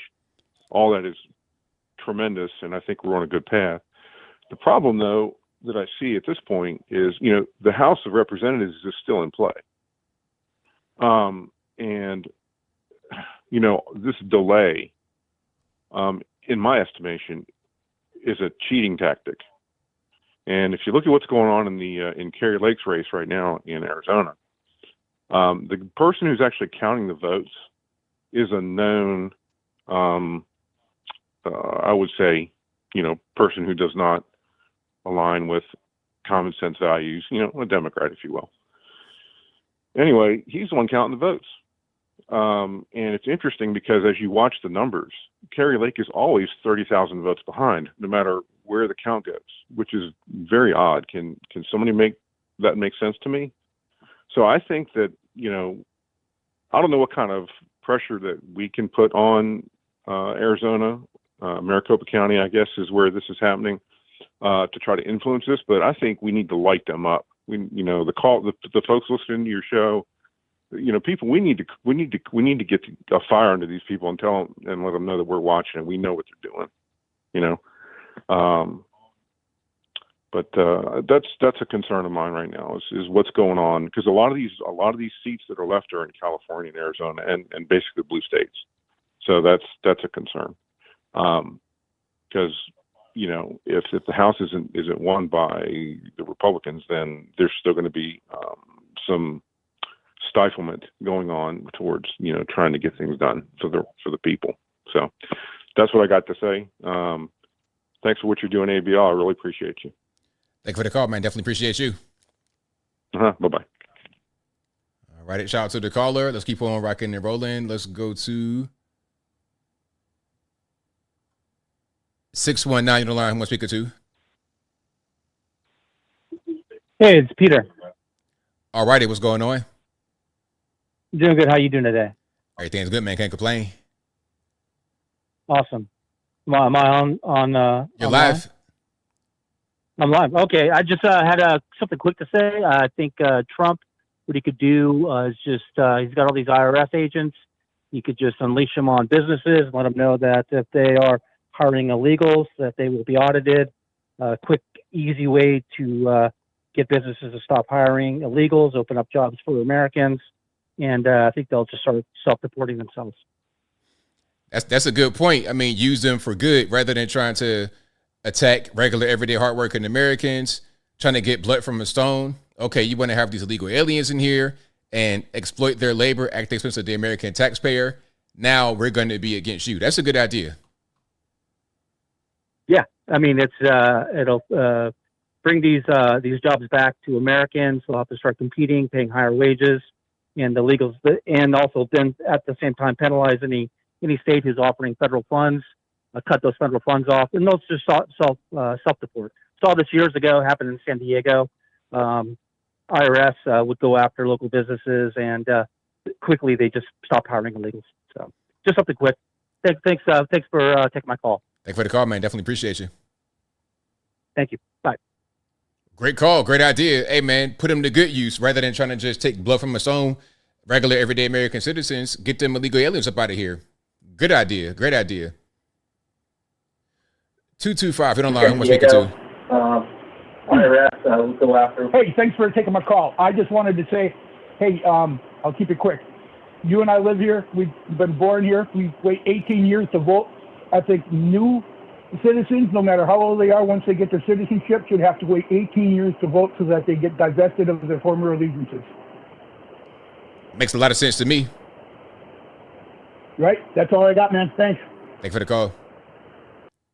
So how you feel about that? Like a waiting period to come and vote? Because, it could be, some may not like that. Some are going to like that. Some may say, hey, you know what? I came over here legally. I should be able to vote.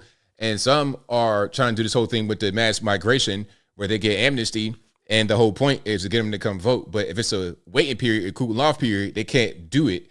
The incentive to bring them over here is kind of reduced because they can't use them immediately to get votes and stay in power. They're going to try to play the future game. And by the time the future hits, they may not be liberal voters anymore. It's a good idea. Albeit controversial, a good one. 203, you're online. Who am I speaking to? Anthony, what's up, bro? This is your brother from another mother angel. All right, man. What's going on? How's it going, man? It's all good. Bro, I was really surprised when you were covering the election. I fell asleep, woke up, you were still kicking at 2:30, 3 o'clock in the morning, man. Yes, sir. Good job, bro. Thank you. So listen, man, you said something with crazy Ivan Drago over there about that you think they installed Kamala, right? And you said that you think they did it on purpose. I think I agree with you, bro, because check this out. I remembered that during the inauguration or after the inauguration, they erected a shattered image of Kamala Harris in front of the Lincoln Memorial, or no, the reflecting pool. And I found that to be strange, right? So I did some quick research right now, and that was a representation of what was called breaking the glass ceiling. And if you remember, Hillary Clinton, that was a part of her, one of her campaign slogan, right? Yeah, that was part of it. Yes.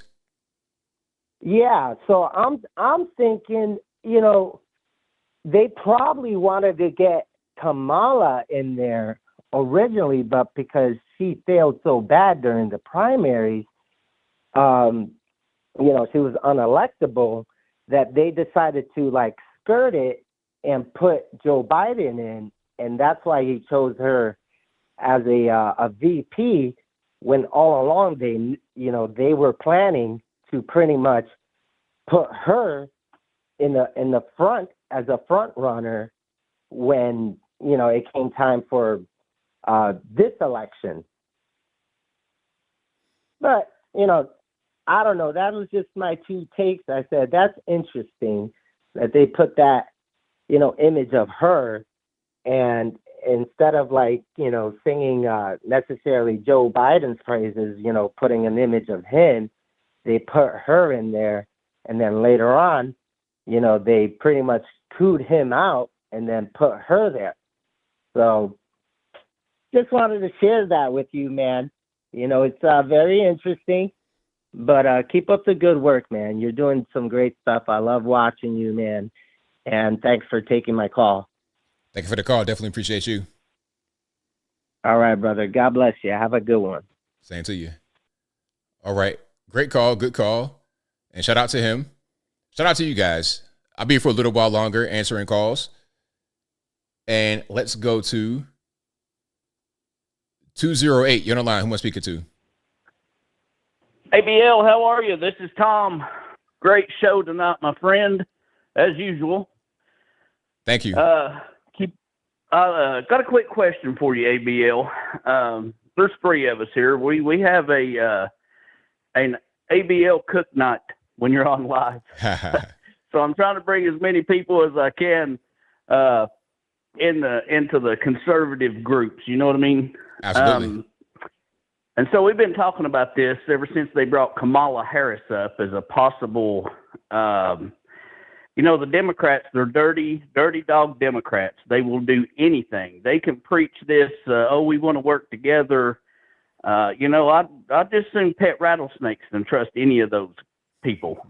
Absolutely. And so they're talking about, I don't know, Clarence Thomas. I haven't heard anything about Clarence Thomas stepping down. And then they went to Sotomayor because I guess she's got diabetes, and they're talking about putting pressure on her to make her step down just so Biden can appoint somebody. And so I'm just wondering why nobody's ever raised the question. I mean, the Supreme Court justices are appointed for life, and that's got far-reaching effects for not only us, our children, and depending on how old they are, our children's children, So I've talked to some people in local government.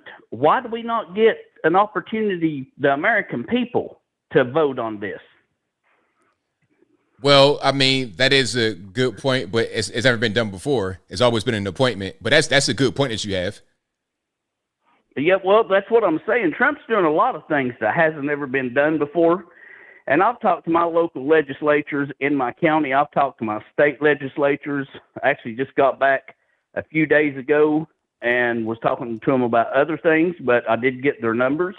And I actually called them today, and I was like, Why hasn't this been brought up? And he's like, well, nobody's ever brought it up. That's just the way it's been. Well, it needs to change because you got the Democrats talking about packing the court, and I don't care which party's in there. It's not right that the American people should be up to their necks in a political game that goes on for generations. You know what I mean? Yeah. I think the Supreme Court justice appointments has so far-reaching effects that we ought to have a say in who gets appointed and who doesn't. Not one person, regardless of political party. I mean, you have a point. You do have a point. So I just wanted to throw that out there. You've got a large audience. If people would start talking about this more and more, I mean, I think it's our right to decide who decides our children's future. You know, we decide in the interim who runs the country, but for something like that, you know, from abortion to gun rights to illegal immigrant, I mean, there's a lot on the line with that Supreme Court because ultimately it all comes down to the Supreme Court no matter who's president. True. So that's what I wanted to call in and hopefully bring to your attention and some of the viewers' attention. But I know I'm working on it in my state. I got a couple of people working on it in other states trying to get it to the legislature's purview, you know, because just from what they've been doing, we need to stop it now. Right on. Absolutely. All right. Thank you, ABL, for taking the call, and good luck, my brother. Thank you for everything you do. You're my news source and ours too. And best of luck to you, my friend. Well, thank you for the call. Definitely appreciate you. You got it. Bye-bye. All right. Great call. Great calls tonight. Fantastic calls. 623 on the line. Who am I speaking to? Hey, ABL, it's Steven. I haven't called you since Trump got shot at. All right, man. Welcome back. Thank you. What's it called? First off, thanks for taking all of our calls and giving us all a chance to be heard just as normal people. Absolutely. And then even if people, thank you. And even if people are Democrats and they hear us regular people, that's even better. And I think all you guys had something to do with this, man. You know, 85 million strong, from people with the biggest reach to people like you and lower. You know what I mean? You guys all had a hand in this. And my question for you is, and then I'm going to go, is do you think we're going to really see not a gutting of the government, but like a cleansing of it, like how RFK and Vivek wanted to do? Or do you think that's something that's, you know, out of the question? But all right. Thanks, ABL. See ya. No problem. A cleansing of the government? I don't know. I think that there will be some of that, but the government is so big, man. Like I said before, it's like a giant octopus with its tentacles all throughout the whole Northern Virginia, Maryland, DC area. Just right there, it's big. And the tentacles, you can see the tentacles above ground in that area. So you know exactly where they are. But the tentacles then go beneath the ground and go throughout the entire world. It's a whole big thing that's very difficult to dismantle. You can make attempts and you can have some actionable steps to do this, but it's not going to be, you know, Rome won't built in a day. Rome was not built in a day. It's going to take a long time and a lot of effort to really get down to the core and get him out of there. 310, you're on the line. Who am I speaking to? This is Ron from Georgia. How you doing, ABL? It's all good. About yourself? Oh, man, you know I'm joyous that our man came through. The American people have spoken, and Lord grant us another 4 years of reprieve. Oh, man, and like I said, man, we're sipping the liberal tears. It's crazy. Absolutely. Yeah, man, I'm just tripping on, you know, some of their thoughts. They're already talking about trying to thwart what Trump may be trying to do, and it's killing me as far as like the way they're already plotting. All the liberal mayors and governors and Newsom and the whole lot, you know, the whole Democrat talking point went out, spread wide. This is what it's going to be, the new resistance. It's funny how Kamala and her speech start talking about fight. Now, come on now. It's time to heal the nation. But yet they still want to fight. But you know what? It's a fight they're going to lose because you know what? A lot of people has woken up. They see what's going on, and you know what? We're not having it. We're not taking this mess anymore. You know, and it's so great to see that the people really starting to wake up. And it's funny that when I talk to some of my liberal friends and family, you know, they're still bitter. They still mad. You know, but like you said, we put up with their nonsense for the past 4, 5, 6 years. You know, even when Trump was in the office, you know, they didn't. If they spent time trying to, you know, give positive input about what the president is doing, the country would be so much farther along. But yet they would do everything they can, even the good things that he did. They talk bad about him. They talk bad about the nation.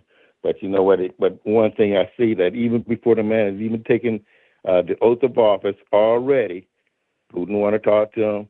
You know, Iran want to talk to him, even though they're trying to kill him. You know, they want to talk to him too. You know, because you know they can have a good missile ready for them. You know, but the thing about it is that you know the signs of peace is in the air because you know what, America is trying to come back. You know, I just pray that you know that I'm still praying because you know what is a good ways before we get to January 20th. And you know what, the hyenas are still out there. You know, people still bitter and crying and trying to figure out what happened and everything. Come on, it's obvious. It's like you said, it's the economy, and it's this wokeness. People are tired of it. You know, like I said, we don't want men in the women's bathroom, and we don't want you know, men in the women's bathroom and our children mutilated. We don't want that. And the fact that they do is crazy. And as far as that, the women want to go ahead and close up their box, you know, I wish it would close up their box automatically and we wouldn't have to be aborting any, deleting any babies. You know what I'm saying? If they kept their box closed, you know, and waited for Wait, the say right they got to close the box? Say they got to close the box? That's right, man. They need to close the box. That way the babies will live. You know, you know. At least they have a chance of being in the egg right there. They don't have to worry about the little squiggly thing getting on in there just yet. You know, wait for the right man to come around until every man come around. You know what I'm saying? So you know, that's what they need to do. So we say thank you for them for taking the positive action on that. You know, so that way that way that babies can live. You know what I'm saying? Come on now, at least we wouldn't be deleting them like that. You know, wait for the right man to come around, and like you said, some of these here these booger bears and everything like that want to go ahead and say they're going to stop all this here stuff. Stop it. You know, we don't need that. They said we wait for the right lady. You know, there's somebody that I want to have a life partner with instead of a one night stand. Hello. So you know, but the thing about it is that you know what, God is great. God is good. You know what I'm saying? American is on. You know, got another reprieve. You know, we got 4 years. Oh no, I believe we got 12 years because you know I think Vance's going to get in and get another 8 out of him. And then who knows? Ramaswamy might get in after that. You know, we got a deep bench. We got a deep bench on our side for the sides of righteousness. And you know what? It's time for America to rise. You know, let righteousness arise, let goodness arise in our country, let God arise in everybody's heart. That's all I can say, beloved. You know, to know that you're loved out here, brother. I enjoyed rocking with you on that night. You know, I was rocking with you all the way, man. And I slept for 2 days. But God is good. I love you, brother. You just take care of yourself, okay? All right. Thank you for your call, man. Definitely appreciate you as always. All right, then. All right.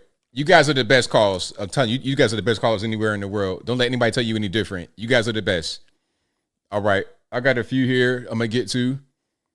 528, you're on the line. Who am I speaking to? ABL. Yes. How you doing? Are you taking calls? Yes, I am. You're live. Oh, thank you. Just want a big shout out to you. I've been following you for a long time, I was watching watching your show during the election night, and I was just wondering if you were, like what you said you were going to do when Trump won. You were going to take off your shirt, throw beer on you, and everything. Did you do that? Yeah, I did that privately. I had the Stone Cold Steve Austin. No, I'm playing. I didn't do that quite yet, but I would.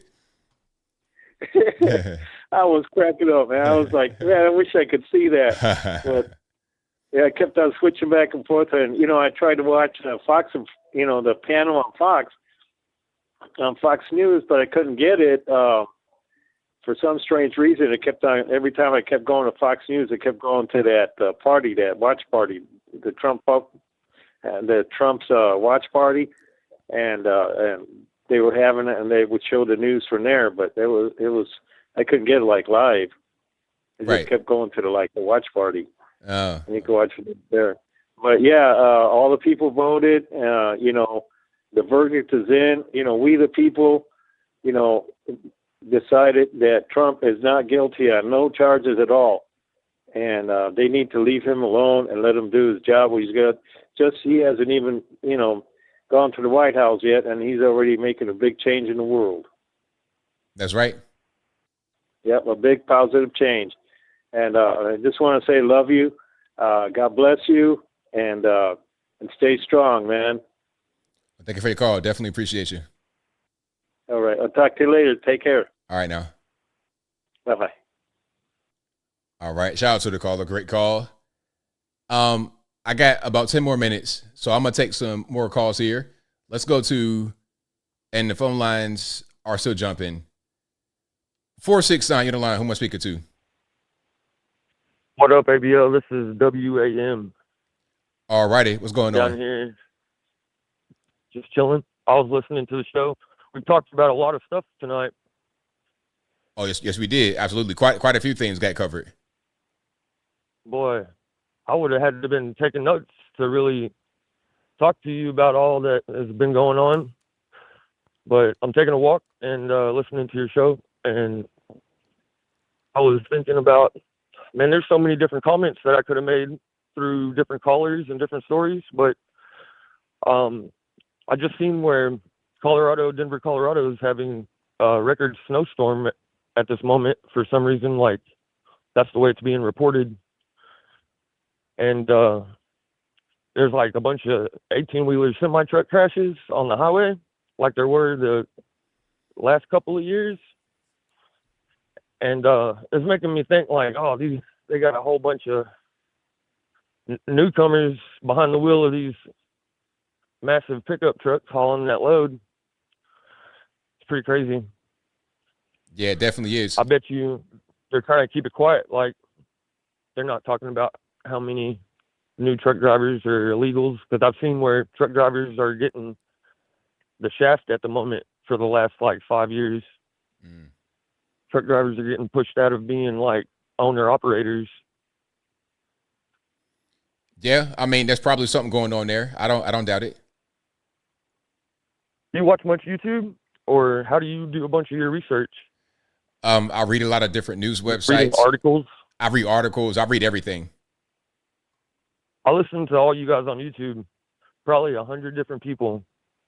I watch YouTube all day long for 8 hours a day. I follow all these conservative people that talk about what's going on with the other side and the division that politics creates with people, when most of us have more in common than we have grievances with. Even if we have different political or the news and politicians, they are brainwashing us, because this is nothing but entertainment, is how I've been noticing it. The politics of all this is merely a distraction, because I didn't vote. I called once before and asked you about voting, but I voted for Obama for my first time when I was 18, and fucked up that ballot for sure. I know. Man, you can't cuss. Messed up that ballot. I'm so sorry. I messed up that ballot, so I'm not even sure if that vote got counted correctly or whatever. But I haven't voted since then because I felt, I don't know. And I didn't vote this time because I realized that the Federal Reserve has more power. They're like unchecked. They're like an extra branch of government. And even like just recently, Jerome Powell said that Trump can't fire him because there's a law, but Congress and Trump could get together and do something about the Federal Reserve, because no matter, like, the Federal Reserve is in control unless we can change that. They've created such a deficit and also depleted the value of our dollar to the point of I'll never own a home, not unless something gets radically changed. And I'm only just 30. I should already have a home. Right. I don't know. There's a lot, and it's emotional, and it makes you want to do things. But it's like, oh, just keep talking. It's like, no, my free speech is stifled. Every time I get on YouTube, I get a notification every single day. You're a cyberbully. Your channel's going to be removed. Your comments have been removed. It's like, what are you talking about? I haven't even cussed. I'm being so gentle with you.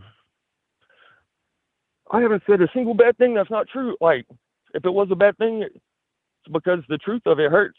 Right on, man. I'll may cut you off, but I got one more call before I go. Thank you for your call, man. Definitely appreciate you. Thank you, man. Good night, ABL. All right, shout out to the caller. And let's go to one more here. 504 online, who am I speaking to? Hey, ABL, it's Alien Spaceship. All right, man, what's going on? All right, shout out to all the callers and very excellent show. And yeah, I want to say that it's very interesting to see different people's experiences with voting, like in New York and different places. And yeah, it was news to me that they don't have voter ID. In my state, they have the voter ID. Yeah, I mean, voter ID should be a universal thing. The only reason you wouldn't have that is because you're trying to do some funny business. Yeah. And, definitely I think that means that people are certainly hiding something, in my opinion. And, Gavin Newsom, I was seeing that he's really triggered at Trump, and he's real emotional about it. And he doesn't think the trans stuff they're doing with the kids is a problem. That he thinks that the climate stuff's a problem. But yeah, he seems, really out of touch, and I think he's extremely corrupted, in my opinion. Yeah, definitely. 100%. Just part of Deep State, Unit Party, Nancy Pelosi's nephew. That's what's happening with him. He's not a man of the people at all. Yeah. And also, it's interesting to see what areas vote blue, because that's where the elites are.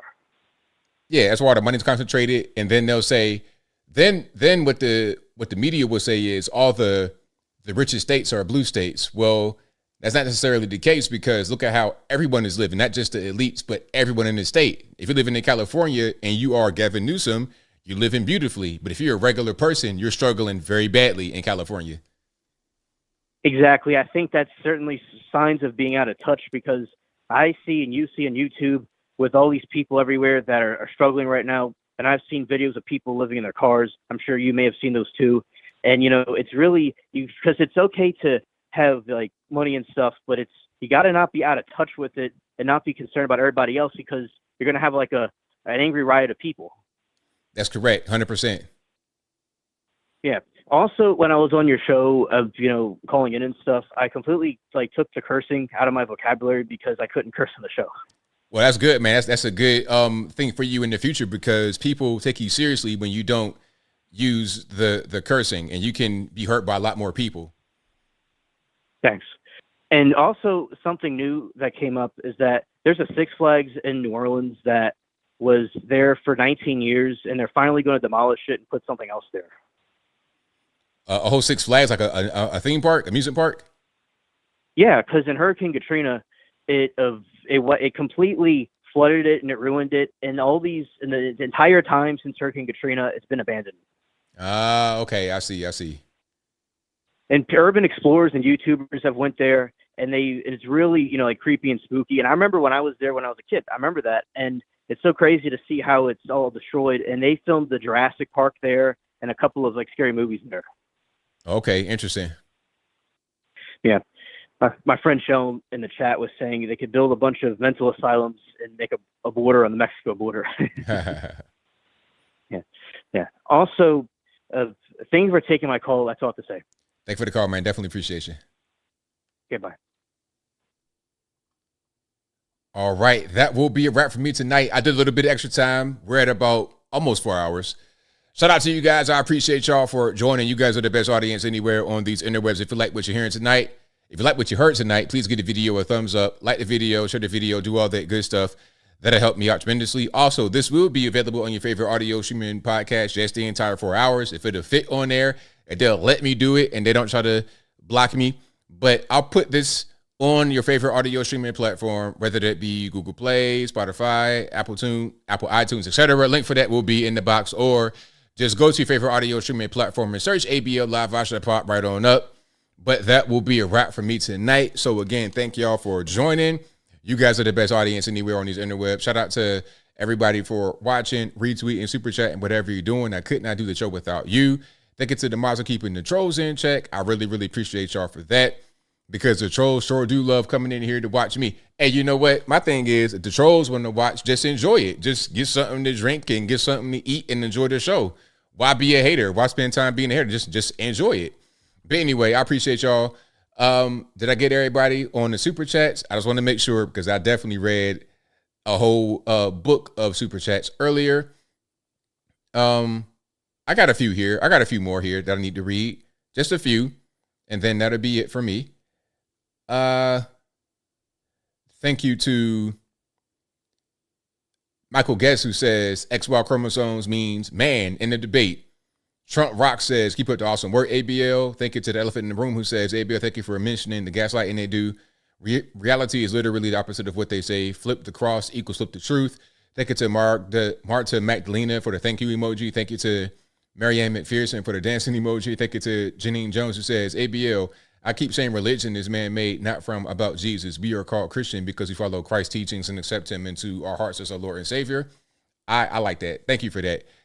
Thank you to Bina, who says, congrats to Susie Wiles, the first woman White House Chief of Staff in history. Also, happy birthday to our U.S. Marine Corps Semper Fi. Hoorah, all that good stuff. Happy birthday to the Marine Corps. And definitely congrats, Susie Wiles. Oh, Trump hates women. Trump hates women. All right, whatever. Thank you to Puppy Love 271, who says, Meg Thee Stallion does not sell out arenas. Nicki Minaj does. Meg's last tour just flopped, and she also lied on an innocent black woman who's in prison. Free Tory. Oh, innocent black man, pardon, not woman. She lied on an innocent black man who's in prison. Free Tory. They get a Deep South EDC, who says Kimmel should be on The View. What a B. Michael Critchlow says Alex Jones, press secretary. Thank you to Michael LaRusso, who says, Mike from Queens, my man, who says, we came back with a vengeance in 2024. U.S. flag emojis. Thank you to Derna1804, who says it's South Carolina.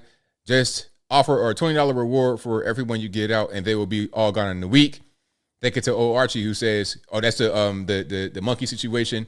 Thank you to O Archie, who says, what if Mexico became part of the U.S.? Yeah, no, let's not. Thank you to M Martin 261, who says, stop blacking.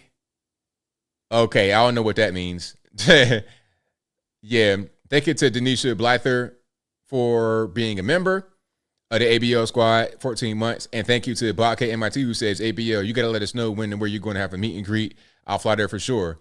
Yeah, I'm going to do that. I'm getting some people that hitting me up talking about they can help me with the meet and greet. So we're going to do that. We're going to do that. I just got to figure out all the details. But I have been getting people to hit me up and say, hey, man, I can help you with the meet and greet. So that's what I need. If you guys know how in your particular neck of the woods set something like that up, if you got a venue, if you know the people that have the venue and they won't try to do nothing funny when they figure out who I am, oh, that conservative black guy, we don't want to have him. As long as there ain't none of that going on, you can set it up. Let's go ahead and rock and roll. So I think that will be a wrap for me. Again, shout out to y'all. But until next time, y'all be safe. I'm out, and peace.